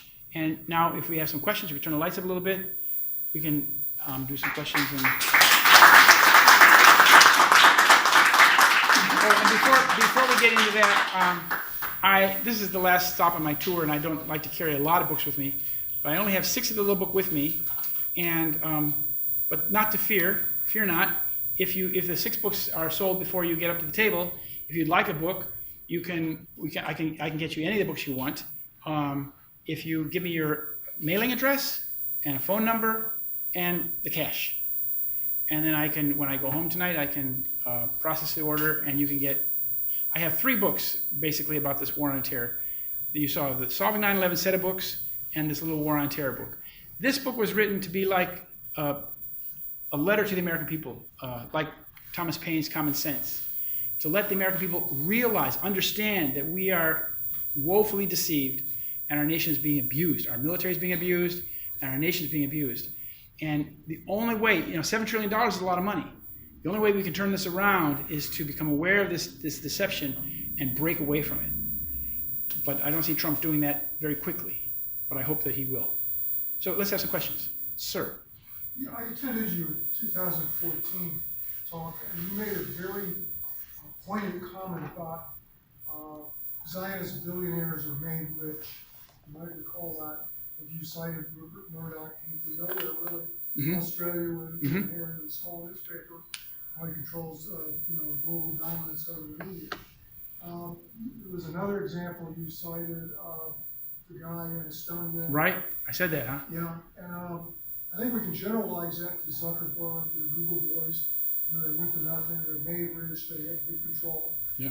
It's like the Brotherhood of Belleville, they've got to do things when called upon. Yeah. It's not really government. Or not Mitchell. Mm-hmm. Mitchell is probably similar. Mm-hmm. Here we have the gubernatorial race taking place in Illinois, and very likely the next governor of Illinois will be Penny Pritzker's brother, Mm-hmm. another 3 billionaire Zionist. He's the money bags behind AIPAC, by the way. Mm-hmm. He's probably going to win. Would you comment a little bit more on that, because it gets to the control of the discourse, control of the saga. Mm-hmm. If we can't break through this billionaire group that's funding it all, Mm-hmm. we're doomed. We're just Yeah. steps. Yeah, the first part of your question was that the media moguls are created, like Rupert Murdoch. I met Rupert Murdoch when he first came to this country, actually, in Aspen, Colorado. And I skied him down the mountain one day with his family. And the thing is that Murdoch was created by the Rothschilds, as you said, in Australia. And he was cultivated to come to this country to become this media mogul. And he came here, and within a few years, he owned 160 newspapers across the United States. And there are towns in this country where the radio, TV, and the newspaper are all owned by Murdoch, like Minot, North Dakota. And so this he's not doing this with his pennies that he saved in Australia. He's created to be a mogul. And as you said, I've seen the same thing happen. I personally know one of these moguls in Europe who is created by, again, these banksters, we call them. And the purpose of doing this is that in order to control public opinion, they need to control the media. And this you see very clearly. That most people in this country and in this town are blissfully unaware of really what's going on in the Middle East and in the United States and with 9/11. Because the media has told them one story and only one story. And they have not, if they haven't taken the time to investigate a little bit on their own, they think that, yeah, 9/11 happened just like the way that they've been told. And the war on terror is a good thing because we're fighting the bad guys. We're killing the bad guys. And so that's what they do. And today in this country, the 95% of the media is in the hands of 6 corporations. Only 6. And News Corp, Murdoch, is one of the biggest. And that's a very unhealthy consolidation of the media, because you do not get outside points of view. And the alternative media is likewise controlled. A lot of people think that if it's alternative, it must be the truth. It's black or white. It's not so simple. A lot of the alternative media is likewise controlled by the same people. Like Alex Jones, I think, is an example of. He's been reined in, pulled in. He was maybe at one time he was quite outspoken, but he's now much less outspoken. And as you say, Illinois, good example, my home state, it's bankrupt. And they threw, Rahm Emanuel was responsible in his testimony and the phone call, if you remember, in getting Blagojevich, the former governor, locked in jail for 18 years. Well, what did Blagojevich do to get thrown in jail for 18 years? He spoke on the phone with Emanuel and talked about how this seat is worth a lot. He had to appoint a new person to fill the seat of Barack Obama when Barack Obama went to Washington, or got elected. But he didn't do anything criminal. He did nothing. He did not sell anything. He did not give anybody. he didn't do anything criminal, but he got put away for 18 years. And after he's in jail for a couple of years, the state of Illinois goes bankrupt. Bankrupt. Well, what happened to all the money? What's going on? You see, so I think that there's some sort of, Rahm Emanuel is the mayor of Chicago. As you said, Pritzker's going to become the new governor. I think that they bankrupted the state. They bankrupted it, and they know where the money goes. And Blagojevich knows where the money went, which is why he's spending 18 years in jail. That's my opinion. That's the only thing that makes sense. There's no reason why you he's a family father, he's got 2 daughters. Why would we throw him in jail for 18 years? It makes no sense. But as you said, this is the power of these billionaires, and they're the ones who you see, like the Rothschilds, when they get the West, when they get us into a war, like in Yugoslavia, they get the best pieces. They get the minerals. They for example, the Rothschilds came away from Yugoslavia with ownership of a great deal of Montenegro and the Baltic coast, and the coast of the sea down there, the Adriatic Sea. There's a very nice bay, Kotor. Well, the Rothschilds got that. Nathan Rothschild. And Nathan Rothschild cultivated this yacht harbor and casino and all this kind of stuff with Oleg Deripaska. And the third party involved was the son of Gaddafi, who's now... And I think that when the Rothschilds, when Nathan Rothschild, the younger guy, when they understood exactly where the Gaddafi money might be and where the gold was and where the assets were, then they said, okay, knock out Gaddafi, because now we know where the money is. Because all the wealth of Gaddafi, all the wealth of Libya disappeared. The gold, the tons of gold, the bank accounts in Switzerland, it all just got like sucked out. Just like the data got sucked out of Deutsche Bank on 9/11. Deutsche Bank is just on the perimeter of the World Trade Center, facing south of the South Tower. And 9/11, as 9/11 started happening, some super user got into the bank, Deutsche Bank, and sucked out all the data, like in seconds. The next day, the CEO of the company, CEO of Deutsche Bank, Mayo Shattuck, resigned. So I mean, these are crimes within crimes. That's why there's no investigation of the crimes of 9/11, because they are so extensive. You know, like George Bush, Herbert Walker Bush, had issued this something called $200 billion in what they call bonds. Baby bonds? Bonds, the bonds for to raise money, $200 billion to take down the Soviet Union. Those bonds were created on September 12th or September 11th, 1991. They were 10-year bonds. They became due on September 11th, 2001. And all of that paperwork, all of that bond stuff was in the basement of Building 6 in the vault. That vault was cleaned out the night before. Just to give you an example of the extensiveness of the crime. It's not just stealing gold. They were destroying evidence from crimes that had been committed in the last 10 years prior to 9/11. Yeah. There's a follow-up. Yeah. Extensiveness, and we use the word Rothschild, and we tiptoe around, we say neocon, sometimes we get into Zionist, but we never say Jew. And because it's extensive, we have to really address this issue. How culpable are Jews? Maybe it's active, maybe it's complicit, maybe it's passive. If Jews were separate from Zionism, why aren't they decrying the use of anti-Semitism? It's a very good question. It's a very good question. Jews as a people, as a tribe, as whatever, they're not responsible at all. They're not responsible at all. The reason why they do not, I was on a radio show yesterday with a guy named Jason Goodman, and he's a secular Jew from New York, who spent time in Hollywood. And he's a Jew who from New York who kind of is a little bit defensive about putting the blame on Israel. I understand that. He's read some of my stuff. But it's because, you see, Jews are a community, usually a very tight community, and it's anathema for them to point out the sins of another Jew. That's the kind of, community spirit that they have.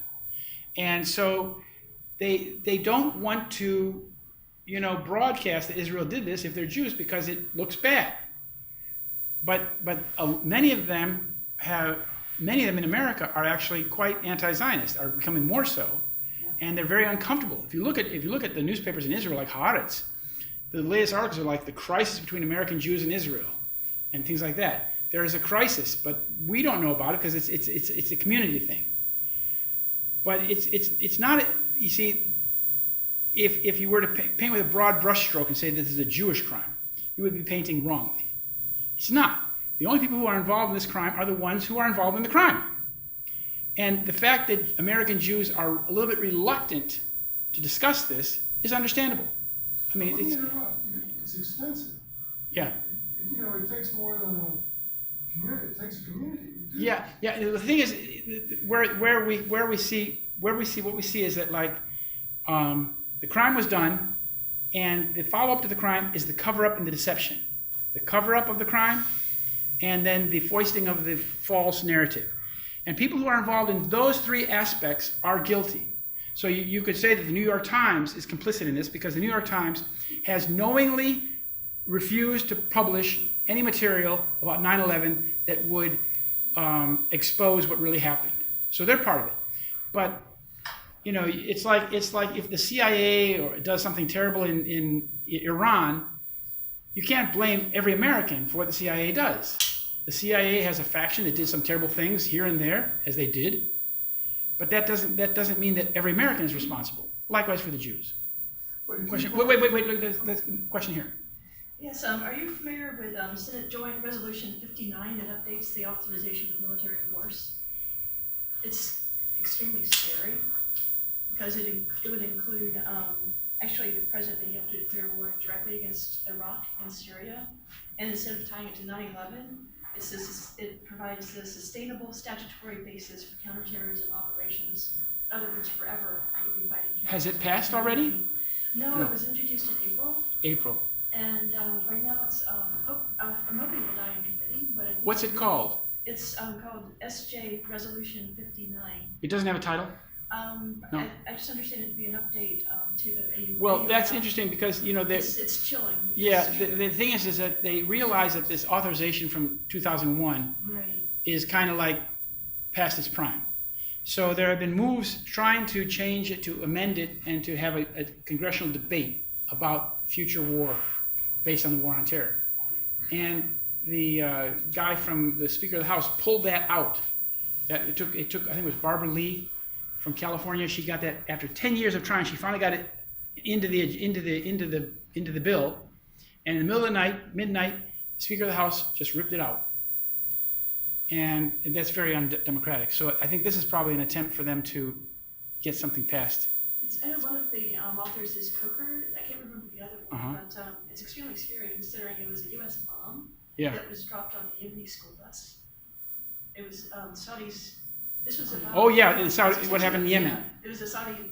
It was a U.S. bomb. Yeah. And I found a defense contract where we sold that particular bomb to Saudis. Yeah. Well, we've been helping the Saudis in this genocidal war all along. Right. American tanker aircraft refuel their planes, and it's a genocidal war. And we're building a drone base in Niger. Yeah. Well, of course, the drone base. It's like in Sweden. My son graduated from high school a couple years ago, and his classmates. Some of his classmates have joined the Swedish military, and they spend a lot of time in Mali. He just came back from Mali after several, and it's like, what are Swedish troops doing in Mali? Well, in Mali, you may know there's a lot of gold. Traditionally, there's been a lot of gold, and the gold mines are owned by the Rothschilds. And they have three companies like Anglo Ashanti Gold, and three companies, and they have a 10-year plan to extract all the gold that they can get in 10 years, and then back to Europe. And also, Jonathan Bush's Barrick Gold is involved in a lot of African operations. Yeah. So what you're seeing is that under the pretext of fighting terrorism, wars of conquest and exploitation are being waged. And that's why they don't talk about it very much in Sweden either. They don't talk about what's going on in Mali.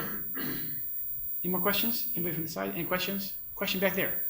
I was curious, when Trump started his campaign, I think it was when he was still a candidate, and he went to visit one of the main Jewish, I don't remember the AIPAC, and he was being sort of questioned about it, and he said, yeah, I can go, I don't need their money, I'm going to speak the truth. And then this total flip-flop on his part, where he's now agreeing to everything they want. What is happening? Well, that's a very good point. She says, like, what's happening? But he also said to his chief of staff or his campaign director, He told him, I want to be the most Jewish, the most pro-Israel candidate out there. Right. And so he and Hillary Clinton were competing to see who could bend over backwards further to serve Israel. But it's interesting because, like, for example, when Trump went to Helsinki the other day, and he was on the stage with Putin, and he was all very lovey-dovey, and everything seemed like great. You know, there's this new rapprochement with Russia and America are going to get along, and this is what he's promised us. He comes back to Washington. What does he do? He applies new sanctions on Russia. It's just like he did with the Afghanistan war. He said, my instincts, he said, were to stop the Afghan war, to get out of it. But he said that I learned that in Washington, decisions are made differently when you get in the Oval Office. What he's talking about, in the Oval Office, there's pressure. There are people that are telling him certain things, his advisors, and there's pressure to toe the line. That's why 17 years later, you know, how many administrations is that? 4 administrations, 2 political parties. We still have the war on terror. The one constant is the increasing war on terror. And whether it's Obama or Bush or Trump, the one thing that doesn't seem to change is this war agenda. So you have to understand who's behind the war agenda. What is the nature of the pressure that's being applied to Mr. Trump? Trump said $17 trillion, or $7 trillion in 17 years. That's since 9/11. He's talking about the war on terror funding. He says, what do we got for it? Nothing. Well, he's the guy that wrote The Art of the Deal. If he sees the deal sucks big time, you would think that he would say, well, I think I'm going to change this deal. That's what we're hoping. But the pressures the pro-war pressures are very strong. And as you know, he has a very, very Zionist cabinet. And he's beholden. Deutsche Bank is part of the entity that got him out of bankruptcy 3 times. So there's money, there's political power, pressure, and the thing you also have to understand is that the president lives inside a bubble. He lives inside a bubble, information bubble, and only information comes to him that they want to come to him. Another question? Wait, sorry. Chris, I was wondering, as an ex-New Yorker, I vividly remember the Carl Cameron report on Fox News about the Israeli spies rounded up in the days around 9/11. I noticed you didn't cover that in your presentation. Is there any kind of commentary on that topic? You mean the art students? No, not the 5 dancing Israelis. There was. No, the art students. They were connected, I think, too. Yeah, Carl Cameron was talking about he was talking about the art students. Carl Cameron was referring to this Israeli network of spies, which was discovered by the DEA shortly before 9/11. Maybe it came out after 9/11, but there was this DEA had a report in which there were hundreds of Israeli art students, so-called art students, who were trying to gain access to the DEA offices, Drug Enforcement Agency offices around the country, and even going to the homes of the people who work for the DEA, Drug Enforcement Agency. And that was, Carl Cameron was talking about that and basically the Israeli involvement in 9/11. I called the Israeli embassy about a week after 9/11 because there were reports of Israelis here and here and here and here and here and here. And I said, well, golly, according to my calculations, it must be like 30 or 40 Israelis got arrested at 9/11. And she said, at least that many. Because there were hundreds of them that were arrested. And this went on for a couple of years after 9/11. They tried to gain access to a Navy nuclear facility in Georgia, I think it was, South Carolina, out in the West Coast, around the country. They were like hornets. They were like coming after everywhere. And I wrote about almost every one of them. But the thing is that Carl Cameron did a 4-piece series on Fox News, and he said that, talking about this or digging into it is like career suicide, I think he said. And his 4-part series, which was pretty good, aired on TV, was deep sixed shortly afterwards. And you can still see it's been saved on the internet. But he's the only guy, and that's Fox News, by the way. That's the only report in the mainstream media about Israeli involvement, espionage, and 9/11 working together.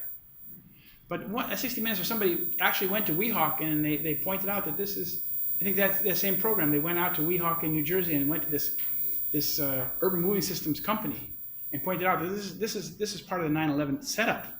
This is not a moving company. So the information's all there. There's just no political will to prosecute. But if to prosecute 9/11, right now the judges are trying to get a grand jury opening on 9/11. But the only hope is the only way that you could get forward on this is if you arrest the key players like the Israelis that are involved, but Michael Chertoff, Larry Silverstein, even George Bush and Cheney. They all have to be basically treated as criminals because they are suspects in the crime of the century. They're involved. Question? I came here from Texas. I used to live here, and I flew to New York City last week to meet up with the people in the 9/11 Truth community, and they were going to go sit in WTC 7. We were not capable of pulling that off because there were armored vehicles and SWAT team before we even got there.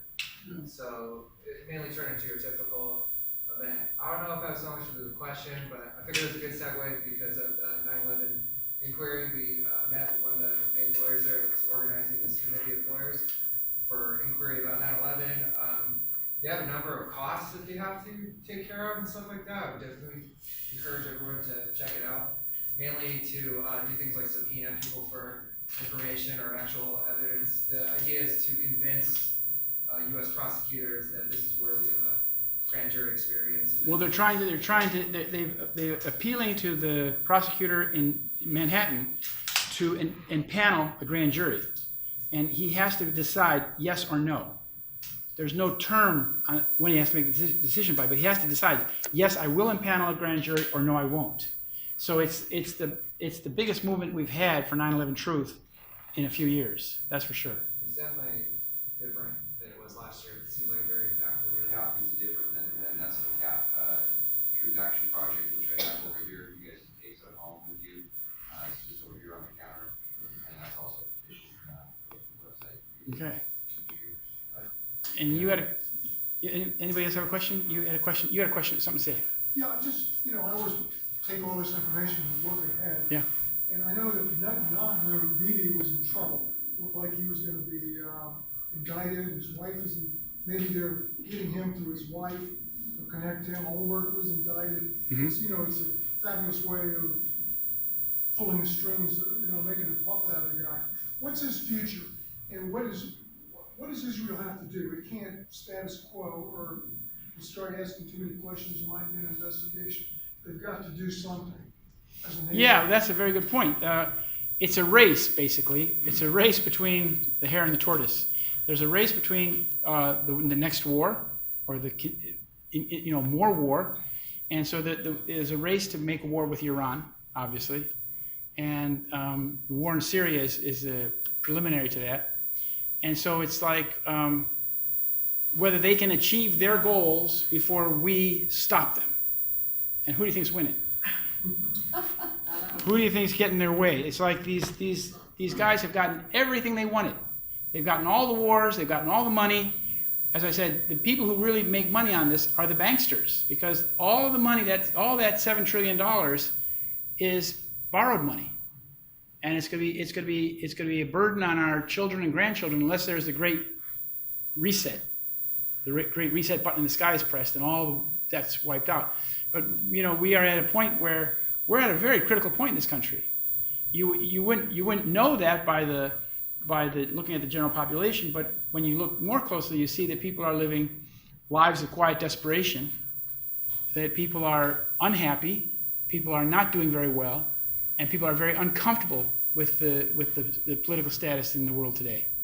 They feel that these wars and things are wrong, but they just don't understand how wrong they are. Question back. You had a question. There's a situation that happened out here after 9/11, I think a year or so afterwards. They stopped a Jewish Israeli-owned moving and storage company van. Who was driving out on Whidbey Island out in Puget Sound, and they were driving circles in the middle of the night around the Whidbey Air Force Base. Right.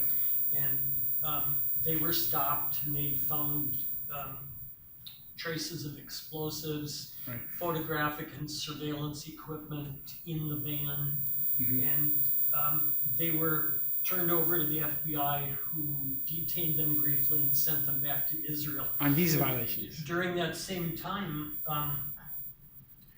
there were also articles. I remember when this happened because I clip the newspaper articles out to the Seattle Times and the Everett Herald. Mhm. And it makes me wonder how many other cases of Israeli-owned moving and storage companies around the country that, like the one that happened out here, do the people in New York know about that? Because it got overshadowed by urban moving and storage. But there are also articles that came out shortly after that about this moving and storage company that were investigation by the Washington State Attorney General's office, because these people in their work, they broke things, they didn't care. It's like they didn't care about their business. Right. That was just temporary. Right. It was a front. It was a front. Yeah. And as I said, this, like you said, it happened on the West Coast, it happened on the East Coast, it happened in the South. They were like infesting. It was an infestation. It's a perfect cover for Yeah. terrorists. And there's another company. I wrote a book called The Heist. An article about the heist of 9/11, because, as I said, a great deal of evidence and gold and things disappeared from the World Trade Center the night before. But where did it go? Where did it go? Would they get on Highway 95 and drive to Florida? No. If you're familiar with the geography, the World Trade Center is in South Manhattan, and then 2 blocks away is the Holland Tunnel. The Holland Tunnel connects to New Jersey. At the other end of Holland Tunnel is a huge Israeli fort called Moishe's Moving, and it's a complete city block. It's about 6 stories high, no windows, just all concrete, and that's where Moshe will keep your valuables, your wine, or your precious paintings in storage. And I think that they just did the heist. It's a Mossad company. They just did the heist over there in New York. 3 o'clock. They ended in New York City at 3 o'clock in the morning. They drove through the Holland Tunnel and parked in Moshe's Moving. Makes complete sense. And the Israelis have in this country, they have a whole system of logistics. There's a company called Wings, all across the South, all up the East Coast, down in Texas, in San Diego. This is another Mossad operation. These are the guys who bought the football team that Netanyahu sold on September 10th. He sold it to the boys who ran Wings. And their emblem is the wings, like the Israeli Air Force. And you see, they're involved. The Israelis are involved, for example, with Bush and Clinton. You wonder, how are Bush and Clinton tied into with these Israelis? Well, if you remember Iran-Contra was run by an Israeli Mossad guy named David Kimke, who's the uncle of Greg Palast, the journalist. And David Kimke ran Iran-Contra. And who was he running it with? George Herbert Walker Bush and Bill Clinton. So all that cocaine that was being flown into Mena, Arkansas, was going in when Clinton was the governor and George Bush was in the White House running it from the basement. So it's like they're all involved in this crime together. So, nothing ties people more closely together than a crime committed together. So the Bushes are, so that when they rolled out, before the last election, when they rolled out Hillary Clinton and Jeb Bush as the preferred candidates, I almost threw up. I mean, how can you expect that the American people are going to vote for, these people from the biggest crime families in America? But I mean, most people maybe don't understand it. But this is all history. This is our history. I'm not saying anything secret or anything that is not well known to most people. But it's like people don't connect the dots. Yeah, question. Go ahead. Oh yeah, you have a question. I don't have a question, but Yeah. I think the only way that we could help ourselves is to get money out of politics. And we need to petition our senators and congressmen and anyone who's running for office not to have the government give them the money. You have to get a certain criteria, meet a certain criteria, then you go to the government, you get the money, and everyone's on an equal footing. Because the only thing that's governing the world is this gosh darn thing called money. That's right. And we've got to get rid of it. That's right. That's right. Term limits. Yeah, well, get a good guy in though. It's like if you look at Sheldon Adelson. This Sheldon Adelson guy, he's a Jewish guy who really wishes he was an Israeli. He's married to an Israeli woman, and he puts millions of dollars in campaigns. He controls candidates. They're all bending over backwards, in Hollywood or Las Vegas, wherever they talk to Adelson. And how can it be that one man can be allowed to give so much money to a political campaign? As you say, it's complete abuse of power now. Yeah. But that's the only thing that we could do, because we don't have guns, we don't have money. But we need to get out on the streets and talk to as many people as we possibly can to get our congressmen to vote money out of office. That's right. I couldn't agree with you more. There's a good documentary on the internet called The History of the Rothschilds. It's long. Could we hear from Bill again or from? Okay, wait, Bill, this lady has a question. You have a question? I have a question. Have you had any 9/11 family members contact you and kind of try to work together maybe? 9/11 family members. There's a few. I worked very closely with a lady named Ellen Mariani. Yeah. She was the first person who filed a suit for wrongful death after 9/11. Yeah. She's passed away now, unfortunately. She was the last person settled as well. She was finally settled. Her case was settled. She was an amazing person. She was quite outspoken and quite strong. But most of the 9/11 families, other than that, I don't. The No. Jersey girls are the reason the 9/11 commission happened. Right. Wouldn't have been, yeah. Right. No, but I haven't heard too much from other 9/11 family members. No. Bill, you have something? Yeah, I don't know if you want to, let me say one word. He doesn't get mentioned enough or no commentary on him. But how about kind of just putting your mind around the fact that Putin was brought to power by Jewish oligarchs of Russia. And he did a fast one on them and succeeded taking power. Of course, he had to chase a couple of them out of his country and arrest a bunch of them. Now we look at what's happening in Britain, and the word Corbyn. It seems like it's the new target, Corbyn. They want the Labour Party back. They had the Labour Party with the Middleburg brothers. Maybe that was how they were going to get the Manchuria or their television candidate into 10 Downing Street. And Corbyn's got to go, it looks like, because he might become the next prime minister.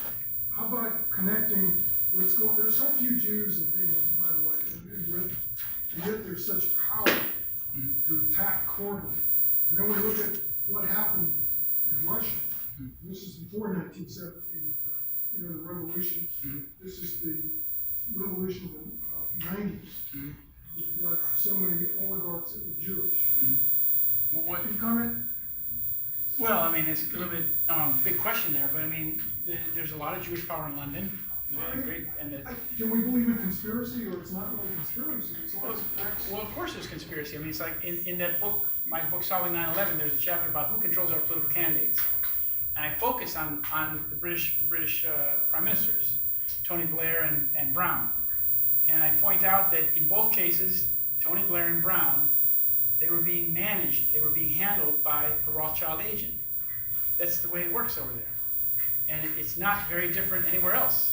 But in Britain, it's definitely like that. In France, it's like that too, now. So you have very powerful Jewish forces exerting pressure and managing Prime Minister of Britain. It's nothing new. Lord Cashpoint was one. Lord Levy was, I think, his name. Yes? What about Nigel Farage? He seems like a good guy. Yeah, Not maybe beholden to UKP, UKP, right? I mean, Pardon? Nigel Farage, that's the, UK. yeah. He's the one behind the Brexit vote. Yeah. Yeah. I think he's a demagogue personally, but I don't have enough information. Well, the question is how will Britain get out of Brexit? They've expressed their opinion, they want out, but now they're talking about even having a second vote. I don't know. It would be disastrous if they got out. It wouldn't be disastrous. I mean, look at Norway. Norway's not in nothing wrong with Norway. Norway's having a great time. They're not dictated how many migrants they have to take. Like there's this big migrant flow in Europe right now. There are, migrants are flowing, refugees and whatnot are flowing in numbers that they have not flown since World War II.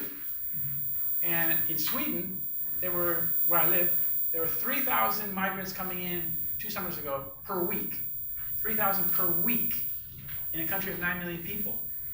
I think Sweden has the highest amount of refugees per capita of all the European nations. And it's because they don't have to take in that many, but there are quotas. There are quotas put on these European countries. Like Hungary is supposed to take in so many. Hungary says, forget about it. We don't want them. And so it's causing a big problem. But the thing is that this flow of migrants is a part of the war on terror. And it's been calculated to do this. This is all done by design. My wife teaches some of these. She taught some of them at the previous school. These Afghan kids, and she asked them. she asked them, when you came to like Europe and you crossed the water, you know, at the Aegean Sea or something, he said, was it organized? And how did you do it? The kid said, it was all organized. It was all organized. And these refugee kids, a lot of these Afghan refugee kids that they're bringing into Sweden, our town, are not actually coming from Iran at all, from Afghanistan at all. They're coming from Iran. They were already displaced once, and they're like in these groups in Iran, and they were brought from Iran to Turkey and into Europe. So it's a, you know, Europe is very much affected by the war on terror. Very much. This whole migrant flow. And Gaddafi said, if you overthrow me, if you kick me out, you will be taking the cork out of the bottle. Because Libya is very close to Sicily and Malta and the Italian islands, Lampedusa. And he said, if you get rid of me, the cork's off the bottle. And it is. Libya today is chaos. And into this chaos, pirates and traffickers are bringing all these black people and people from North Africa and various parts of Africa, and they're flowing into Italy like crazy. And the Italians have said, forget about it. They got a new foreign minister now said, we're not taking them. Go to Spain, go to France, go someplace else. And so it's a crisis in Europe. Just the last election is in Sweden a couple of days ago, a week ago or so, the Swedish Democratic Party, which is the more anti-immigrant party, has increased their power. And that's happening all across Europe. So this is also part of the plan. You know that if you increase refugee flows to Europe, you're going to create a reaction. You're going to create more right-wing parties, more racism, more tension, more everything. They want all this. This is all by design. It's all by design. What Yes. about Putin? Don't forget Putin. Just a couple of Yeah, words well, on him. Putin, you know, I know, of course Putin has to deal with the Jews, and he has some very high Jewish friends, and he has to keep them in consideration. But I don't think that Putin is part of that he's being a big trickster here. Putin has a history, you know, he was in charge of Russian intelligence for a while. He was the head guy in Russian intelligence. He was probably involved in the sinking of the Estonia ship back in 1994. He knows a lot. He's got a lot of skeletons in the closet. But what Putin has done, that now in Europe, there's a very, very strong anti-Putin, anti-Russian sentiment. And in this country as well. And they always have they say the same thing, that Putin, you know, conquered Ukraine or something like that, Crimea. It's not like that. They had, you know, the United States spent billions of dollars, you know, funding an anti-Russian candidate and coup in Ukraine. And there's a lot of Russians who live in Crimea. It's 97% Russian-speaking people. So if you put an anti-Russian government in Kiev, do you think the people in Crimea want to stay in Ukraine? They're not part of Ukraine. They said, oh, we want to join Russia. Just like what we, you know, when we did the same thing in Kosovo or South Sudan, nobody said a word. But when Crimea does it, oh. And they're scaring people in Europe. They're scaring people. Like in Sweden, every day goes by, the front page of the tabloids. Oh, Putin is planning to take Gotland. Oh, Putin's got plans to conquer South Sweden. Oh, he's scaring the people. Why? Because there's a movement. They want to push Sweden into NATO. They want Sweden to join NATO. So they have to scare the people into thinking, well, maybe we should like join the club. And that's what they want. So it's all very, very much by design and very dangerous. It's bringing Europe and the world closer to war every day. You know, it's like everywhere we go, we see the war party running rampant, and the anti-war party not present. There's no anti-war movement in this country. When you say war, are you talking the big one? The war. It's all big.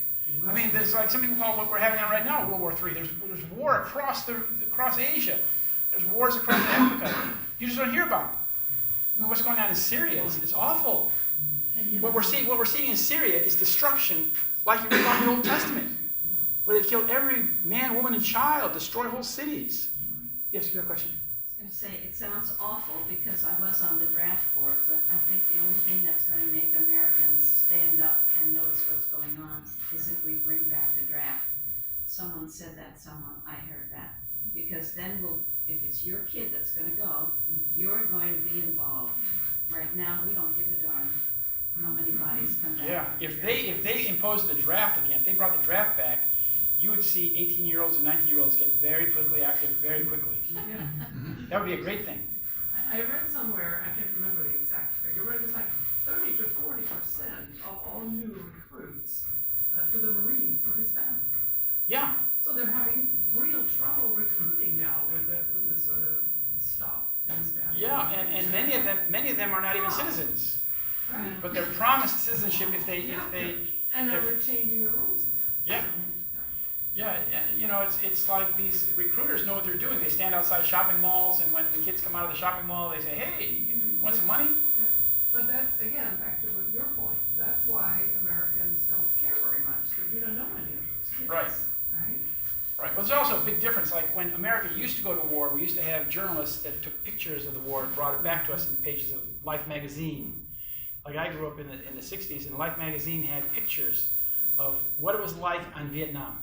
And they were very realistic photos, you know, shocking photos. And you would see those every week. And you knew there was an awful war going on there, and nobody knew what we were doing it for. But now this war, we still don't know what they're doing it for, but there's no coverage. None.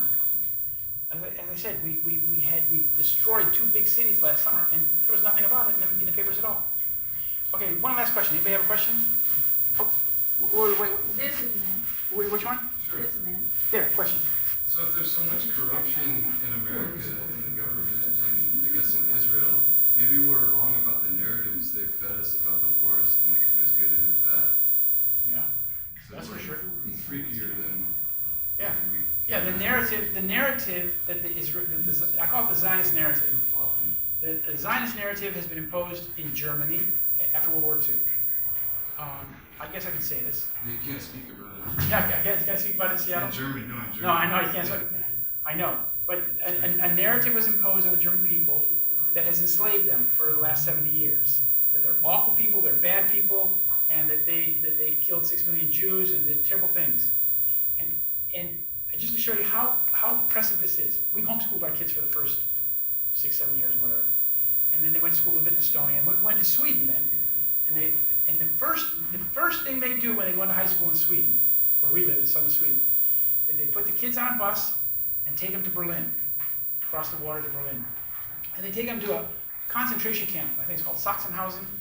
It's a concentration camp near Berlin. They spend Saturday at the concentration camp, do the whole tour, then they spend the next day like at a water park, then they come back to Sweden. What does this do to the young children's minds? Young children, young Swedish kids, my kids, American Swedish, they come away thinking that Germans are monsters. They think that Germans must be really, really, really sick to have done what they said they did. So it is an incitement to hatred. It's an incitement to hatred to Germans. And Germany, German-speaking people are the biggest ethnic group in Europe. And the peripheral countries around Germany, have a blind hatred of Germany. That's why Germans are very selective where they go for a holiday, because they don't want to go to some place where they're hated. They often go to Sweden because they're not hated there.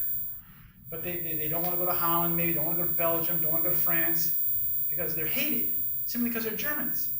And likewise, we've had this narrative put on us in this country about 9/11. And it's worked very, very well. It has snookered this country hook, line, and sinker into waging war against Muslims and Arabs that have done nothing to us. Nothing. And we killed 1 million people in Iraq. And we had killed 500,000 kids before even in the Clinton regime under the sanctions. And it's like, as I say in the back of this book, have American people become numb to the pain and the suffering that we're inflicting around the world. We're not numb, but we're not told about it. And our men that come back from these conflicts are not allowed to talk to us. But you can see that it's costing their lives too. They've done terrible things. They try to wash the blood out of their hands, and they wind up committing suicide. So that's all for questions. I have 6 books left. If you'd like to get a copy of this book, and I don't have one, or my Solve 9/11 books, we can talk about it. Okay, one last question. Is Rupert Murdoch documented a Jew? Yeah, his mother Joyce Green was a daughter of a publisher, a Jewish publisher in Austria. Could you provide a certified link to that? Certified link. You have to. It's like people always ask me, want me to. No, it's like look up his ancestry. Look up his mother, Joyce Green. She is a daughter of a publisher. They're Orthodox Jewish, and by that relationship, by his mother being Orthodox Jewish, makes him Jewish. And I have an announcement for everybody. If you haven't seen Michael Moore's latest movie, it's at the cinema now. It's really good. What's it called? It's called Fahrenheit 11/9. Is it good? Are you It is good. It is, really? I think it's maybe his best, but it's certainly tied with. Where is it? Yeah. Lincoln, on. Oh, down there.